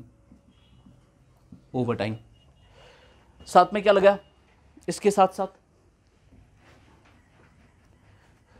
उसने कहा ग्रोथ के बाद the next thing you have to understand is, जैसे ही आप ग्रो करने लग रहे हो आप, ठीक है, ग्रोथ में आपको प्रोडक्शन करना है, डिस्ट्रीब्यूशन करना है. अब सपोज मैंने प्रोडक्शन शुरू करने लगा मैं, और मैं प्रोडक्शन जो मैं कर रहा हूँ, मैंने फैक्ट्री खोली, उससे ज़बरदस्त कार्बन एमिशंस हो रहे हैं, मेरा एनवायरनमेंट ख़राब हो रहा है. मैं पानी में कुछ प्रोडक्शन कर रहा हूँ, मैंने पानी में सपोज मैंने सोचा कि डल लेक में वो जो मोटर वोटर है मैं उसी का बिजनेस करूँगा. तो मैं डल लेक को लेकिन ख़राब कर रहा हूँ, पानी उसका गंदा कर रहा हूँ. तो प्रोडक्शन मेरी जो है ये कर तो मैं रहा हूँ, लेकिन ये सस्टेनेबल नहीं है. तो इसे क्या कहा, जो भी आप चीज़ करेंगे, जो भी आपको ग्रोथ चाहिए, वो आपको सिर्फ इस वक्त नहीं चाहिए. It has to be for this year as well as for the future generation. तो इसे फ्यूचर का भी कॉन्सेप्ट लगा है इसमें कि इकोनॉमी में आज हम सस्टेनेबिलिटी भी पढ़ते हैं, एनवायरमेंटल सस्टेनेबिलिटी और ग्रोथ सस्टेनेबिलिटी. ऐसा नहीं कि आज ग्रो करेंगे 8% और अगले दिन 2%. ग्रोथ आपको सस्टेन करनी पड़ेगी. इसको हम कहते हैं सेल्फ सस्टेनिंग ग्रोथ. तो ग्रोथ आपको सस्टेनेबिलिटी का भी कॉन्सेप्ट लगा लिया इसमें. That becomes the most comprehensive definition of economics. इसने कुछ छोड़ा ही नहीं इसमें. साइंस लगाया, मैन लगाया, सोसाइटी लगाया, सोशल साइंस बनाया, इसको बार्टर रखा, मॉनेटरी एक्सचेंज रखा, चॉइस भी लगा ली, स्कैर्सिटी वाली डेफिनेशन डाल दी, प्रोडक्शन, डिस्ट्रीब्यूशन, कंजम्पशन का आइडिया लगाया, ग्रोथ का आइडिया लगाया और सस्टेनेबिलिटी का आइडिया लगाया. That became the most comprehensive definition of economics. लिखिए,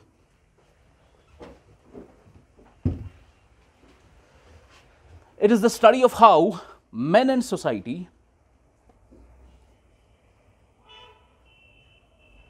it is the study of how men and society choose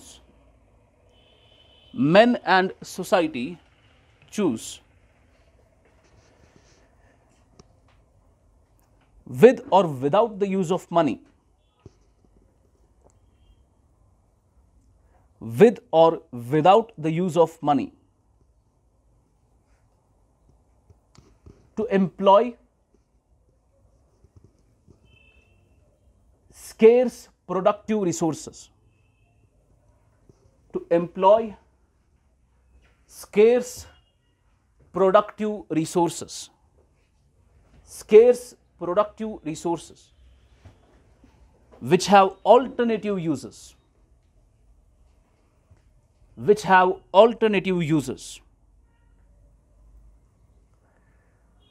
to produce commodities over time,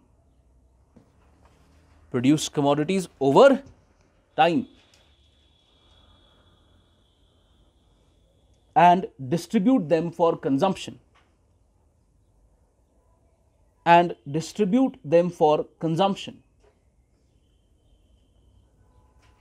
now and in the future,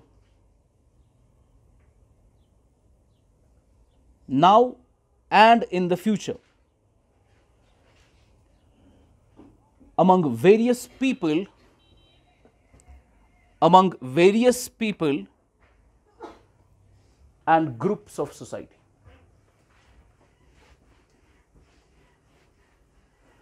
Among various people and groups of society. Clear हुआ? समझा? These are the 4 stages of evolution of economics as a discipline and 4 definitions.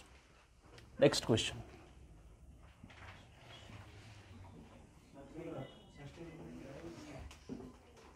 हाँ बोलो.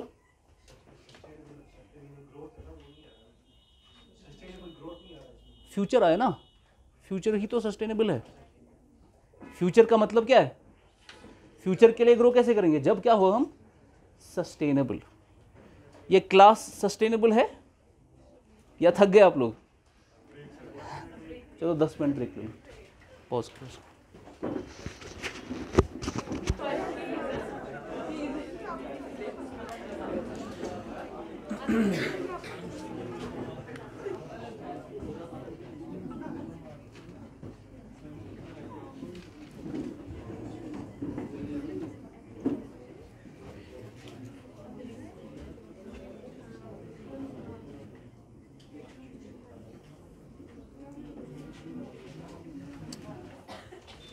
Next question. Is economics a positive or a normative science? Positive or a normative science?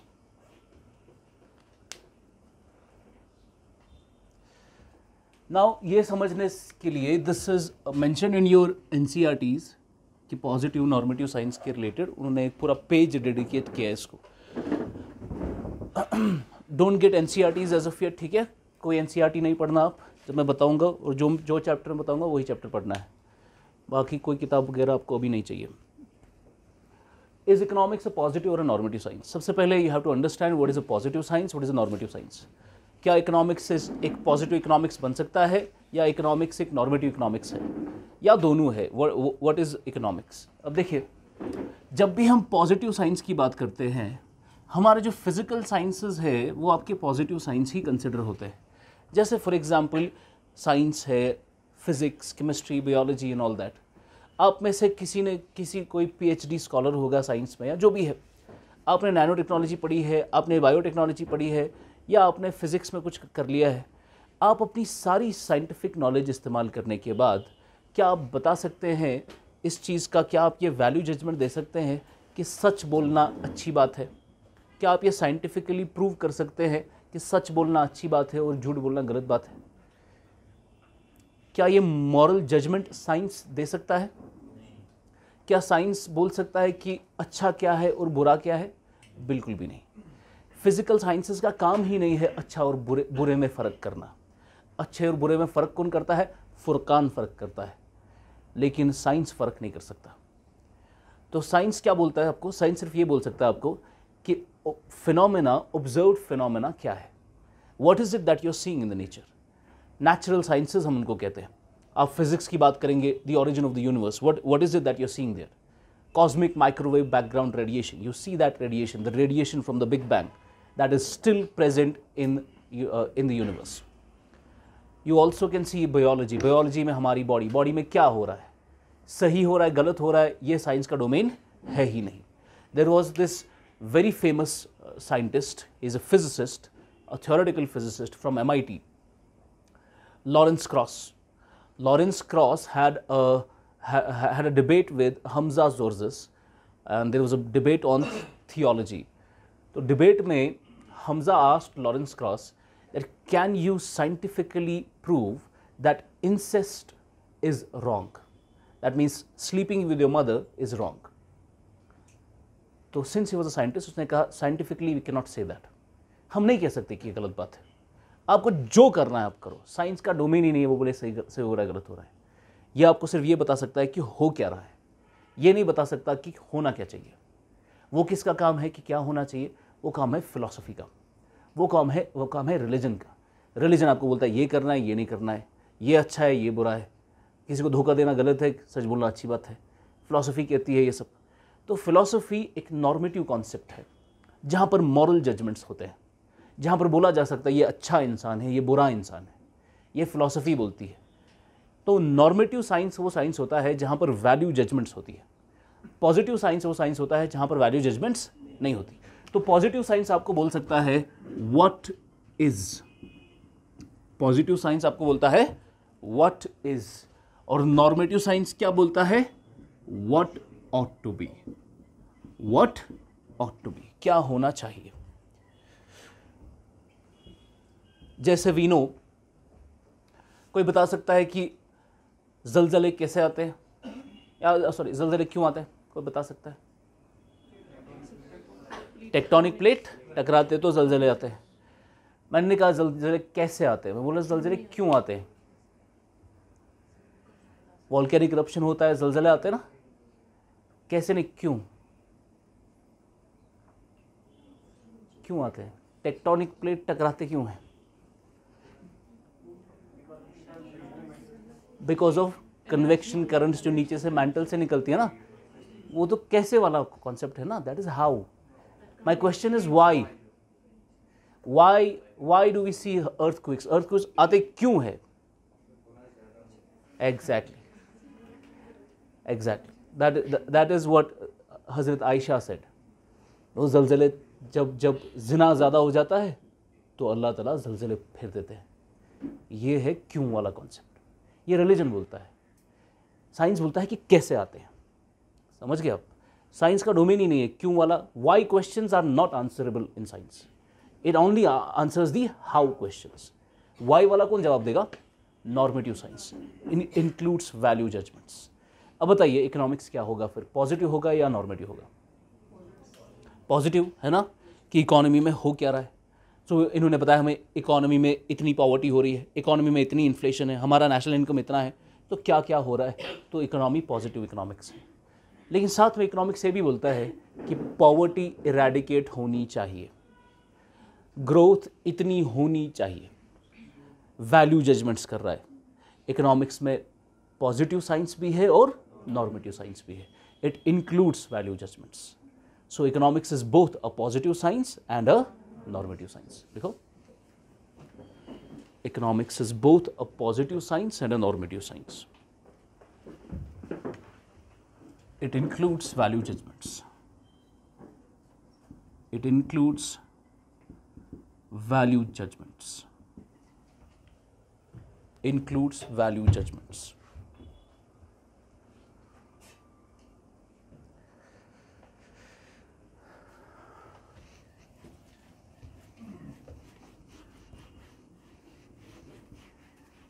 It includes value judgments.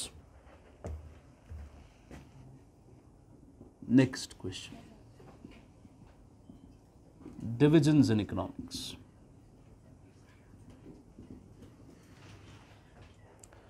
Economics discipline के कौन कौन से divisions हैं?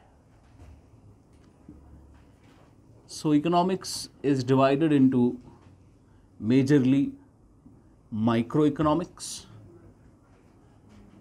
macroeconomics, mesoeconomics और metaeconomics। mesoeconomics और metaeconomics। Micro or macro has, the word has been given by Ragnar Fish, and these two words are a neologism, यानी ये नए वर्ड्स है, नियोलॉजिज्म।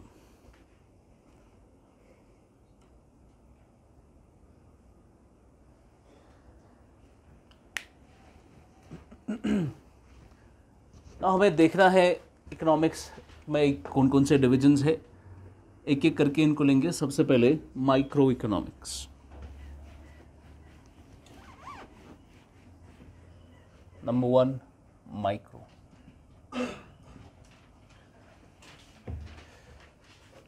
देखो, माइक्रो जो वर्ड है ये ग्रीक वर्ड से निकला है, माइक्रोस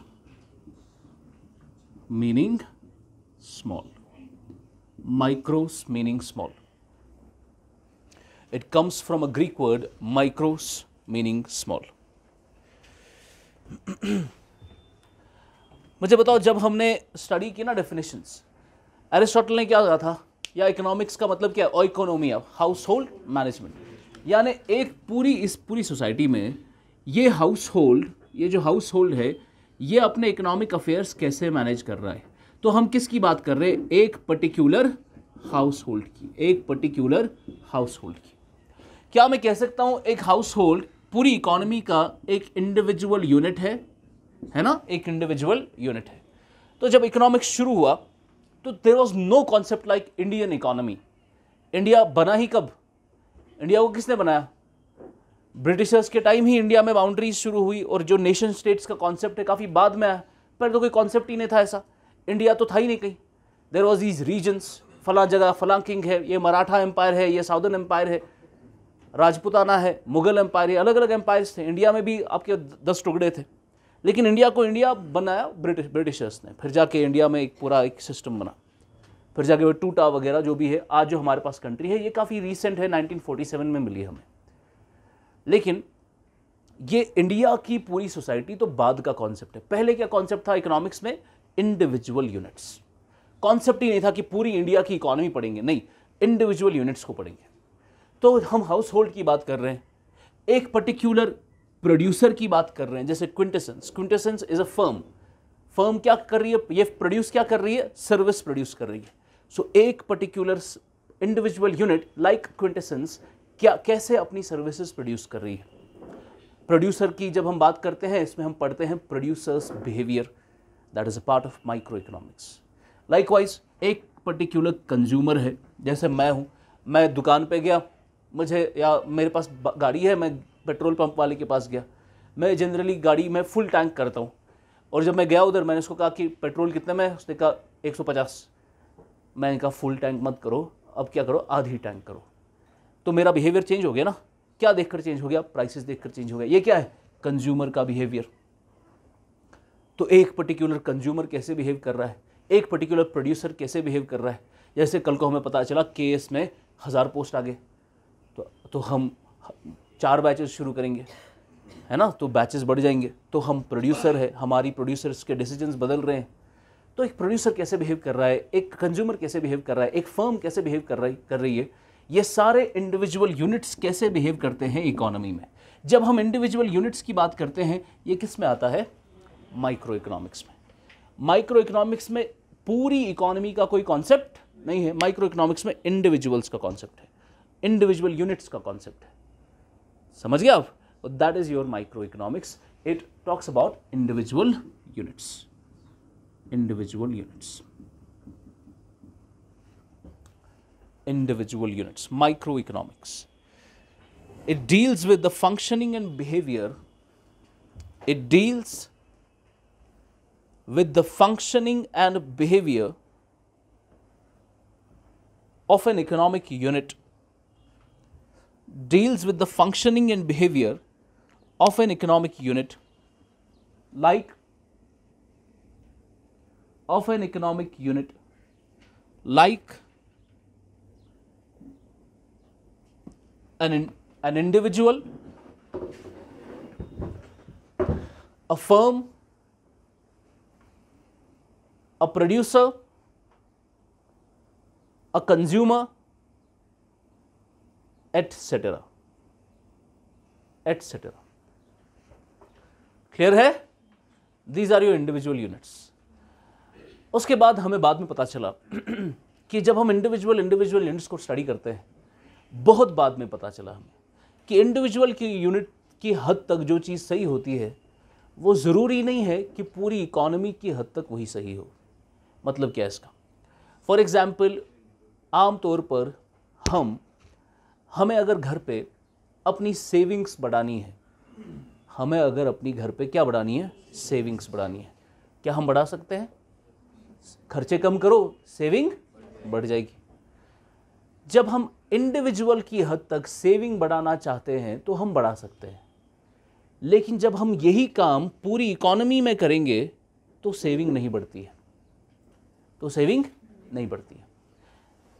we call it the paradox of thrift. मैं बाद में पढ़ाऊंगा। तो हमें पता चला कि इंडिविजुअल की हद तक जो चीज़ सही होती है वो ज़रूरी नहीं पूरी इकोनॉमी की हद तक वो चीज़ सही हो। जैसे प्राइम मिनिस्टर ऑफ पाकिस्तान है, वो आमतौर पर ये गलती करते हैं. In fact he is a graduate from Oxford, but still गलती मैं नहीं कह सकता, but he talks to layman people और उसमें he has to use this terminology.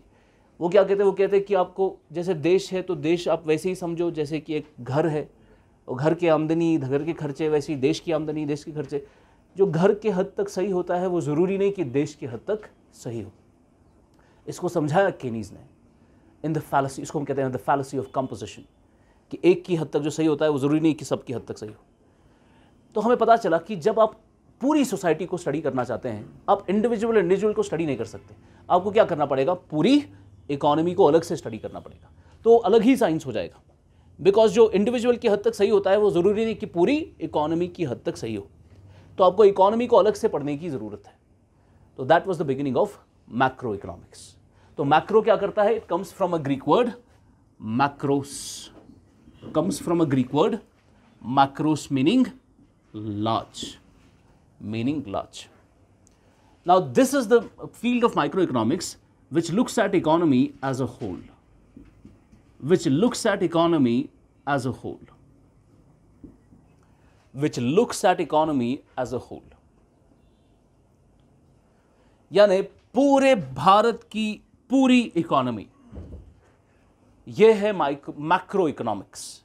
For example macro economics में क्या क्या होता होगा बताइए, जिसमें हम पूरी इकोनॉमी को पूरा कंसिडर करते हैं. जैसे हम बोलते हैं जीडीपी, शाबाश, ग्रॉस डोमेस्टिक प्रोडक्ट, या इन अदर वर्ड्स नेशनल इनकम. ये नेशनल इनकम किसका इनकम है, हमारा नहीं, ये देश का इनकम है. इसमें इस नेशनल इनकम निकालने के लिए आपको इकोनॉमी को एज अ होल देखना पड़ेगा. लाइकवाइज हम बोलते हैं इंडिया में इन्फ्लेशन रेट, अगर WPI की बात करें, इज क्लोज टू 13%. 13% की इन्फ्लेशन है इस वक्त WPI पे.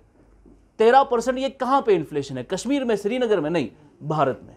तो ये पूरे इंडिया का कॉन्सेप्ट है. The concept like national income, the concept like inflation, हम बोलते हैं भारत का बैरूनी खसारा, in other words current account deficit. जब हम बोलते हैं इंडिया का बाकी कंट्रीज के साथ डेफिसिट हुआ है, ये डेफिसिट क्या है, ये इंडिया का डेफिसिट है, ये हमारा डेफिसिट, ये पूरी इकोनॉमी का डेफिसिट है. So balance of payment is a thing in macro economics. Likewise हम बोलते हैं इंडिया का नेशनल डेट, हमारा पूरा कंट्री का कर्जा, ये पूरे देश का कर्जा है, ये इंडिविजुअल्स का कर्जा. तो ये सारे कॉन्सेप्ट्स ऐसे हैं जिसमें आपको पूरे देश को लेना पड़ेगा, पूरी इकोनॉमी को लेना पड़ेगा. That is the concept of macro economics. ठीक है, it looks at economy as a whole. For example, the concepts like national income, for example, concepts like national income, inflation, balance of payment,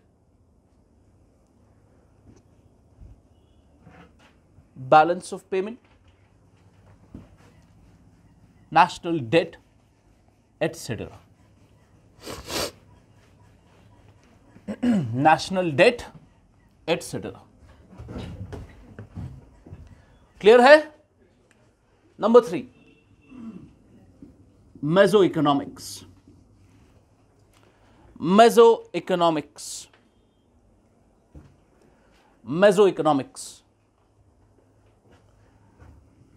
ध्यान से देखना. जिन्होंने पढ़ा है please don't disturb the class.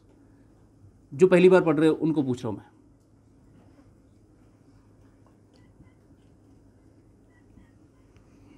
मैं manufacturing sector को study कर रहा हूं.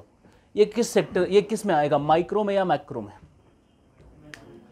अच्छे से देखो.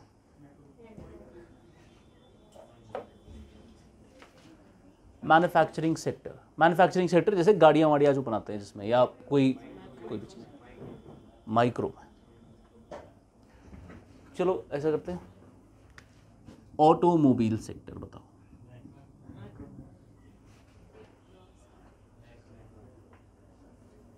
Yes Ishrat.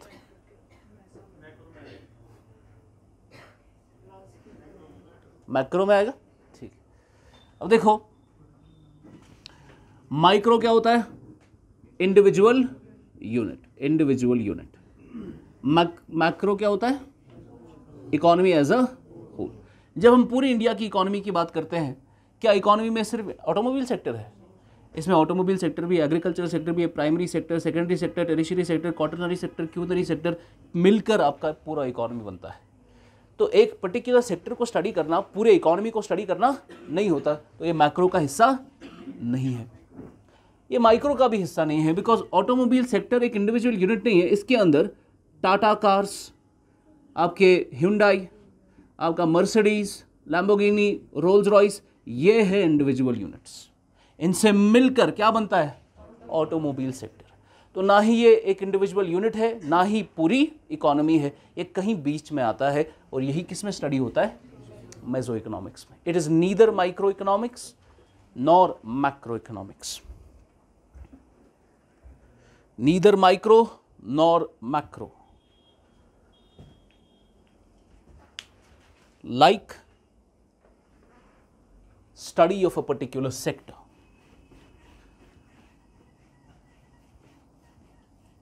Study of a particular sector. For example, infrastructure, automobile sector, agricultural sector, etc.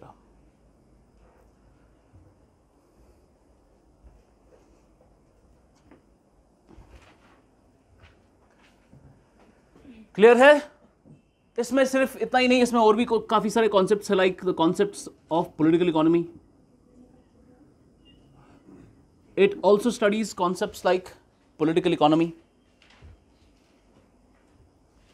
Also studies concepts like game theory etcetera.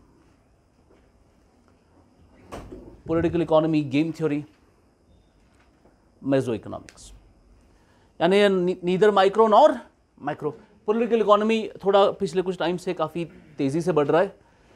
इसका देखो, मुझे बताओ पॉलिटिकल इकोनॉमी क्या है? पॉलिटिकल इकोनॉमी है कि इकोनॉमी सिर्फ इकोनॉमी की हद तक नहीं रहती है, उसमें पॉलिटिक्स घुस चुका है। मुझे बताओ, ये इंडिया है, ये यहाँ पे पाकिस्तान है, और ये चाइना है और रशिया, नेबर्स है सब। मुझे बताओ, अगर इंडिया और चाइना आपस में किसी भी तरीके से अपनी डिफरेंसेस हटा ले, क्या ये दुनिया का सबसे बड़ा मार्केट बनेगा? बिल्कुल बनेगा। ये ऑलरेडी दुनिया के 2 सबसे बड़े मार्केट्स हैं। चाइना दुनिया का सबसे बड़ा मार्केट, फॉलोड बाय इंडिया। या इंडिया और पाकिस्तान की बात करते हैं। अब पाकिस्तान हमारा बहुत ही करीब का दोस्त है हिंदुस्तान का। अब हमारी इससे दोस्ती लेकिन ऐसी है कि हम एक दूसरे के घर आते जाते नहीं है। सपोज यहाँ पर कोई अच्छा सा लीडर आ गया जिसका एक लॉन्ग टर्म विजन है, जिसने कहा कि भाई ये क्या डिफरेंसेस है, ये लेट्स सॉर्ट इट आउट। वहाँ पर भी कोई अच्छा सा लीडर आ गया तो मिलकर बैठ के उन्होंने मसला हल कर दिया। जैसे हुआ था वेस्ट जर्मनी और ईस्ट जर्मनी में, बर्लिन वॉल तोड़ा गया है ना। ऐसे ही नॉर्थ कोरिया, साउथ कोरिया में हमने रिसेंटली देखा कि उनकी बहुत टाइम के बाद एक मीटिंग हुई, उनके बीच में भी खतरनाक आपस में एनिमोसिटी है, ठीक है ना। तो ऑलरेडी एक काफ़ी सारे डिविजन्स हुए हैं, लेकिन जब एक अच्छा विजनरी आता है टू लीड द इकोनॉमी, वो डिफरेंसेस खत्म कर लेता है। तो यहाँ पर भी अच्छा विजनरी है, यहाँ पर भी अच्छा विजनरी है, तो उन्होंने कहा कि हम अपने बॉर्डर्स ओपन करके इंडिया के लिए पूरा मिडिल ईस्ट का मार्केट खुल जाएगा। उनको ज़रूरत ही नहीं है कि नीचे से जाने के लिए, वो डायरेक्टली अपने जो है एनर्जी यहाँ से इंपोर्ट कर सकते हैं। और पाकिस्तान को क्या मिलेगा? इंडिया का इतना बड़ा market.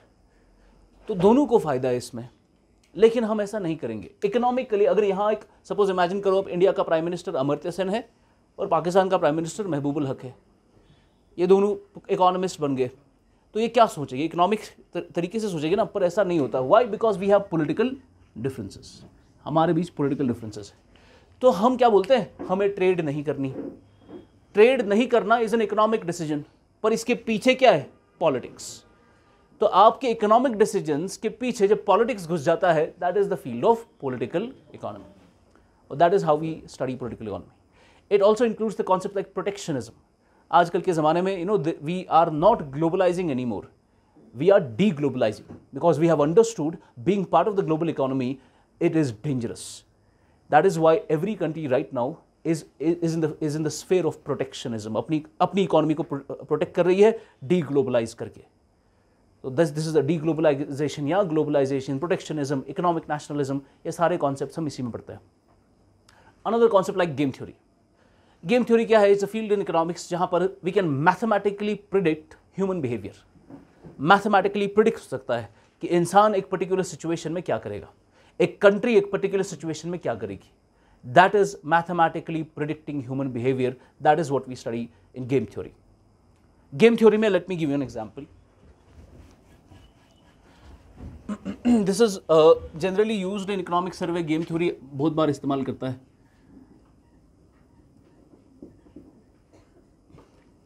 What is it? Mathematically predicting human behavior. Human behavior. अच्छे से समझना वरना समझ नहीं आएगा. An example of game theory would be prisoner's dilemma. Prisoner's dilemma. इससे आपको थोड़ा समझ आएगा how can we mathematically predict human behaviour. Now to make you understand prisoner's dilemma I would require 2 volunteers. पर लड़की नहीं, लड़का चाहिए मुझे. क्या नाम है आपका? आदिल. कहाँ से हो? और कौन है? माजिद. आदिल और माजिद,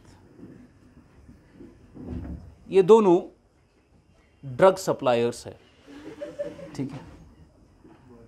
और ये दोनों परेपोरा में, हमने देखा परेपोरा है ना, परेपोरा तो अड्डा है ड्रग का. परेपोरा है, मखदूम साहब है. मखदूम साहब में तो अस्तान है, बट ऊपर अस्तान है, नीचे ड्रग चलता है. एक बार एक इसमें आया था, एक न्यूज़पेपर में एक ने आर्टिकल लिखा था कि इंडिया में कश्मीर में काफ़ी सारा ड्रग अब्यूज़ हो रहा है. तो फिर आपको पता होगा ग्रेटर कश्मीर में उसमें फिर आता है, कभी फीडबैक आता है, तो कोई ऐसा बनता होता है कि जिसको वो आर्टिकल सही नहीं लगता है तो वो उसके ऊपर फिर कमेंट करता है, वो भी अखबार पे चढ़ जाता है. तो एक ने उसको क्रिटिसाइज़ किया था उस पर कि इतना भी ज़्यादा तूफ़ान नहीं है जितना तुमने आर्टिकल में रखा है. फिर उसने उस पर सेकेंड रिप्लाई किया. उसने कहा कि अगर आपको देखना है कि कश्मीर में, खासकर श्रीनगर में क्या ड्रग अब्यूज़ है, आप 500 का नोट ऐसे उंगली में रखो और नौहट्टा चौक में उतरो, मखदूम साहब की तरफ चलो और उसको ऐसे चलाओ 500 के नोट को. जब तक आप मखदूम साहब की सीढ़ियों तक पहुंचोगे, आपके हाथ में 500 नहीं होगा, आपके हाथ में ड्रग की पुड़िया होगी. बिकॉज लोग देख लेंगे सब 500 है, इसमें फला मैरिजुआना बेच सकता हूँ, मैं चरस वरस बेच सकता हूँ इसको. तो this is the level of drug abuse in Srinagar. Not only males but girls as well. यहाँ पर कमाल का ऑलमोस्ट इक्वल कंजम्पशन होता है गर्ल्स जो ड्रग्स लेती है श्रीनगर में. मुझे नहीं पता बाकी डिस्ट्रिक्ट्स का क्या हाल है, यहाँ तो बहुत है. और मुझे ये नहीं पता कि यहाँ के जो श्रीनगर में ड्रग्स लेते हैं वो यहाँ के ही है या बाहर से आए हैं, वो भी मुझे आइडिया नहीं. पर यहाँ पर ड्रग बहुत होता है.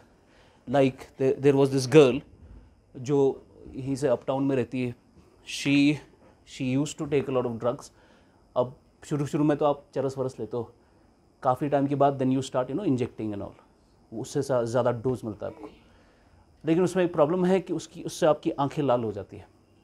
आपको देखोगे जो होता है ना चरस टाइप का बंदा होता है, वो उसको दिख जाता है, वो इसकी बोलते हैं चरसी आंखें हैं इसकी, वही होता है, उसकी आंखें लाल फटी पड़ी होती है. तो उसको पता था, लड़की को पता था कि मैं ड्रग लूँगी तो आंखें लाल वाल हो जाएगी, घर वालों को पता चलेगा. Then what she started to do is, she had a friend, और उसने केमिस्ट के साथ बात करके वो सबसे पहले ड्रग लेने से पहले आई ड्रॉप्स लेती थी और अपनी आंखें वांखें पूरे सेट करके फिर जाके इंजेक्ट करती थी. This is the level of drug abuse. यहाँ पर आज रिहैब सेंटर्स भी है, आपको पता भी नहीं है, लेकिन ऐसा मामला चल रहा है. घर पे होता है ना कभी कि अचानक पैसे गायब हो गए, बिकॉज उनको चाहिए. फिर जिसको ड्रग की आदत लग जाती है उसको चाहिए, फिर वो कुछ भी कर सकता है उसके लिए. अच्छा, तो ये दोनों भी यही काम करते हैं. तो उन्होंने वहाँ से बेच रहे हैं वो ड्रग, और हमें पता चला तो मैंने पुलिस को इन्फॉर्म किया कि मेरे 2 स्टूडेंट्स ड्रग बेच रहे हैं, आप जल्दी से उधर जाइए और पकड़ लीजिए उनको. तो उन्होंने उनको रेड हैंडेड पकड़ा. आदिल को भी रेड हैंडेड पकड़ा और इनको पकड़ दिया, मतलब बेचते हुए पकड़ लिया इनको. और इनको कहा कि आप क्योंकि ड्रग बेच रहे हो, ड्रग बेचने पर जो आपको अब सज़ा मिली है दोनों पर ड्रग्स बेचने के लिए, वो है कितने साल की? 2 साल की सज़ा तो डन है, इसमें सोचना ही नहीं, बिकॉज रेड हैंडेड आप पकड़ लेंगे, हमारे पास सबूत है. इनको पुलिस थाने ले गए, करानगर के पुलिस थाने में, और माजिद को एक जगह रखा और आदिल को दूसरे थाने में रखा. अब इनका इंट्रोगेशन शुरू हुआ कि कहाँ से ला रहे हो, क्या ला रहे हो, वगैरह वगैरह. इतनी ही देर में जहाँ से इन दोनों को उठाया था इतनी देर में वहाँ से पुलिस को फ़ोन आया कि जहाँ से आपने उनको उठाया है वहाँ पर एक मर्डर हुआ है। अब पुलिस को किस पे शक जाएगा? पहले ही इन्हीं दोनों पे शक जाएगा कि मर्डर भी इन्होंने किया होगा, लेकिन सबूत नहीं है। अब शक है, अब इन दोनों का इंट्रोगेशन होगा। इनको पूछा जाएगा कि बताओ तुमने मर्डर किया है या नहीं किया है। इनको भी पूछा जाएगा आप बताओ आपने मर्डर किया है या नहीं किया है।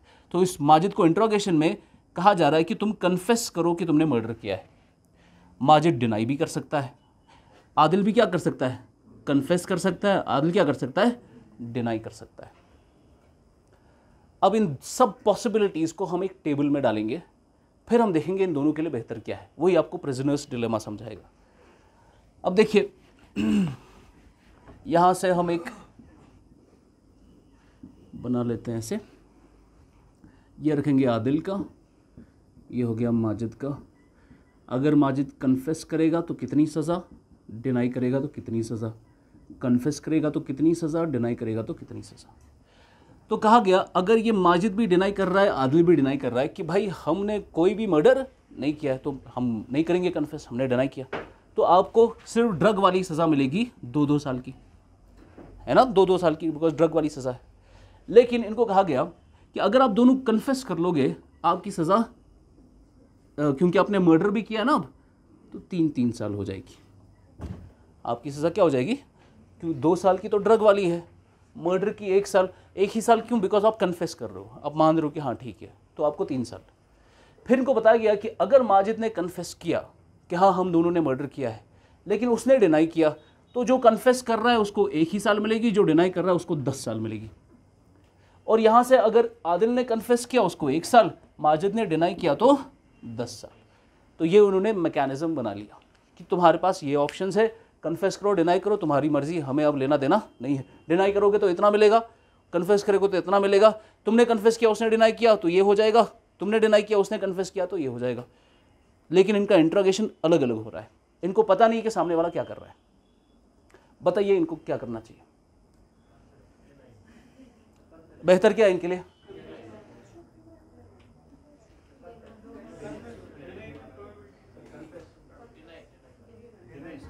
डिनाई में कम सजा मिल रही ना, तो ये डिनाई करेंगे।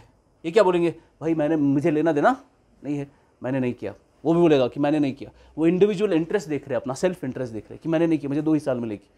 वो बोलेगा मैंने नहीं किया, मुझे 2 ही साल मिलेगी।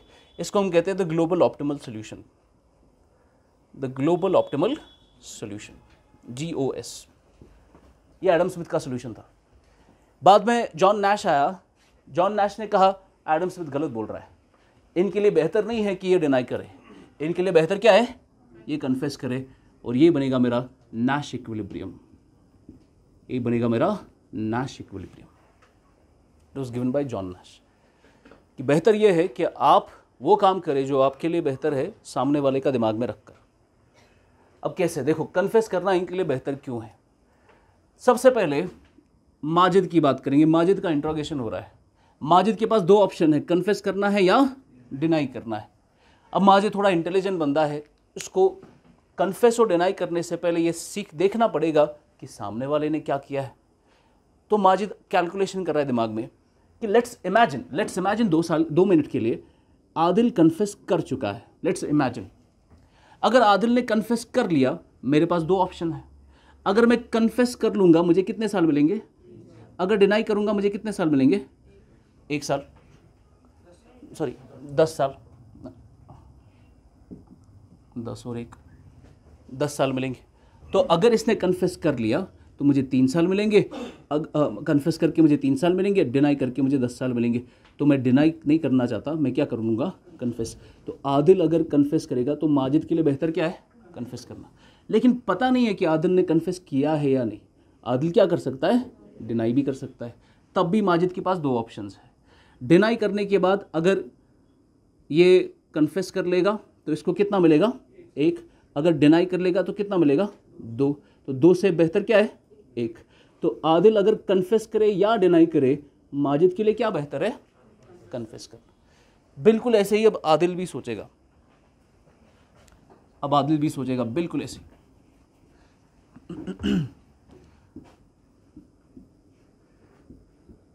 तो आदिल पहले सोचेगा कि मैं कन्फेस डिनाई करूँ वो तो बात की बात है, पहले लेट्स सी माजिद ने कन्फेस कर लिया है। अब आदिल के पास दो ऑप्शंस है, कन्फेस या डिनाई। अगर आदिल डिनाई करेगा तो कितने साल, अगर कन्फेस करेगा तो 3 साल, तो 10 से बेहतर 3, तो बेहतर है कन्फेस करो। माजिद अगर कन्फेस करेगा आदिल के लिए बेहतर है कन्फेस करना। लेकिन अगर माजिद ने डिनाई कर लिया आदिल के लिए क्या बेहतर है, अगर इसने डिनाई किया या तो 1 साल या तो 2 साल, तो 1 से बेहतर 2, तो कन्फेस करना ही बेहतर है। माजिद डिनाई करे या कन्फेस करे, आदिल के लिए क्या बेहतर है, कन्फेस करना। तो इसने ये अपना डिसीजन कैसे लिया, माजिद का डिसीजन दिमाग में रखकर। That is your Nash equilibrium. ठीक है, this is not what we study in micro and macro, this is a concept of. ये आपको चाहिए नहीं, बस ये आइडिया मैं आपको दे रहा था इसमें क्या क्या पढ़ते हैं। लास्ट जो आपका इसमें डिवीजन है इकोनॉमिक्स का, that is Meta economics.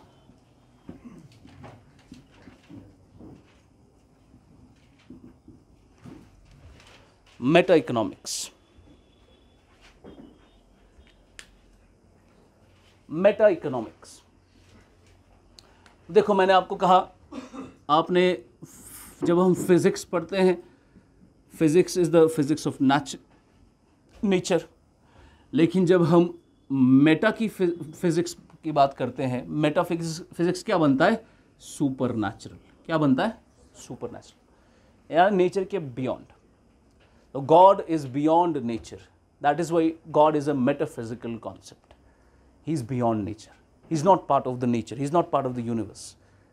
Because अगर वो यूनिवर्स का हिस्सा है, इसका ये मतलब है कि universe created itself, but the creator of the universe has to be beyond the universe. ठीक है ना। लाइकवाइज हमने देखा जैसे फेसबुक था आपका, Facebook was limited to social media, now Facebook is beyond social media, Facebook has become Meta. अब Facebook virtual reality में है, ऑगमेंटेड रियलिटी में है, आर्टिफिशियल इंटेलिजेंस में है, रोबोट्स में है, सोशल मीडिया में है, इंस्टाग्राम में है, मैसेजिंग ऐप में है, सब कुछ। तो फेसबुक अब फेसबुक नहीं रहा, फेसबुक अब मेटा बन चुका है, बियॉन्ड फेसबुक। लाइकवाइज इकोनॉमिक्स सिर्फ इकोनॉमिक्स नहीं रहा, इकोनॉमिक्स क्या बन गया, मेटा इकोनॉमिक्स, बियॉन्ड इकोनॉमिक्स।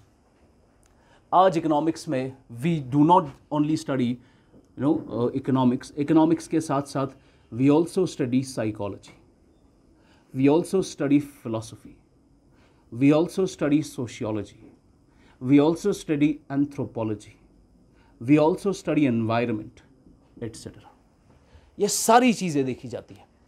अब ये देखना क्यों ज़रूरी है, बिकॉज जैसे जैसे आपका फील्ड डेवलप होता है ना, वैसे उसमें और कॉम्प्लेक्सिटी आती है।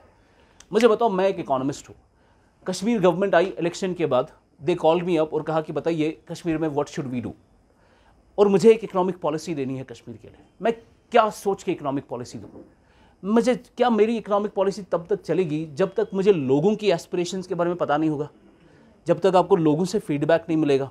आपको इंसान को स्टडी करना है, that is the study of anthropology. क्या मेरी पॉलिसी तब तक काम करेगी जब तक मुझे सोसाइटी में क्या हो रहा है उनकी एस्पिरेशंस के बारे में नहीं पता होगा। सपोज मैंने डिसाइड कर लिया कि कश्मीर में अगर आपको इकोनॉमिक एक्टिविटी चाहिए, अगर आपको प्रॉस्पेरिटी चाहिए, वेल्थ चाहिए, आप क्या करो, हर जगह हर डिस्ट्रिक्ट में नाइट क्लब ओपन करो। अब देखना कि क्या प्रॉस्पेरिटी आएगी। क्या कश्मीर में चलेगा ये नाइट क्लब्स? नहीं चलेंगे। तो मुझे सोसाइटी की एस्पिरेशंस का ख्याल नहीं रहा, इकोनॉमिक पॉलिसी फेल हो जाएगी। इकोनॉमिक पॉलिसी तब तक एफिशिएंट नहीं है जब तक सोसाइटी की एस्पिरेशंस के बारे में पता नहीं होगा, सोशियोलॉजी का कॉन्सेप्ट। इकोनॉमिक एस्पेक्ट से मैंने कहा, इकोनॉमी सिर्फ पॉजिटिव साइंस नहीं है, इसमें क्या है, वैल्यू जजमेंट्स भी है, नॉर्मेटिव साइंस भी है, तो फिलॉसफी का कॉन्सेप्ट भी आगे। इकोनॉमी में साइकोलॉजी भी पढ़ते हैं। साइकोलॉजी की मैं आपको सिंपल से एग्जांपल देता हूँ। आप सुपरमार्केट गए हैं कभी कश्मीर के बाहर? गए ना सुपरमार्केट? सुपरमार्केट जब जाता है, किसी मॉल में गए आप, मॉल में हल्का हल्का पीछे से एक इंस्ट्रूमेंटल साउंड चलता रहता है, कोई अच्छा सॉन्ग चलता रहता है। वो बिल्कुल डिस्को डांस वाला सॉन्ग नहीं, बिल्कुल एक सीरीन सा सॉन्ग चलता रहता है। हर सुपरमार्केट में, हर मॉल में चलता है, जहां पर भी उधर जाओगे हर जगह पर होगा वो। ये क्यों होता है? अब ये इकोनॉमिक पॉलिसी है यूजिंग साइकोलॉजी। हमें पता चला विद डेटा कि जब आप शॉपिंग कॉम्प्लेक्सेस में ये हल्का हल्का साउंड रखेंगे, उससे क्या होता है, कस्टमर्स उस जगह पर ज़्यादा टाइम स्पेंड करते हैं उस साउंड की वजह से। तो ज़्यादा टाइम स्पेंड करेंगे तो ज़्यादा शॉपिंग होगी, ज़्यादा। ये कैसे पता चला? साइकोलॉजी से पता चला। और इसको आप इस्तेमाल कर रहे हैं एज एन इकोनॉमिक पॉलिसी। समझ गए आप? So you need to have the idea about psychology as well. So ये सब कुछ मिलाकर आपका क्या बन जाता है? Meta economics. It is humanising of economics. आप ह्यूमंस के तमाम तरह एस्पेक्ट्स को कंसिडर करके इकोनॉमिक्स का फील्ड आज पढ़ते हैं। यह आज का इकोनॉमिक्स है, मेटा इकोनॉमिक्स। लिखेंगे humanising of economics by accounting, humanizing of economics by accounting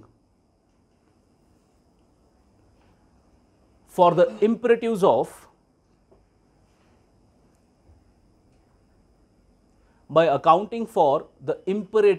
of sustainable environment, by accounting for the imperative of sustainable environment, including elements of psychology,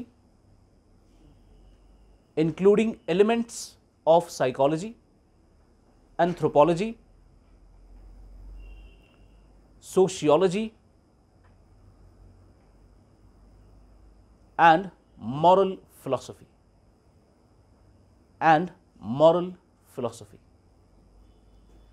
This is your meta economics. Clear है? With this we conclude the introduction of economics. कल से we'll start some specific topics. Okay?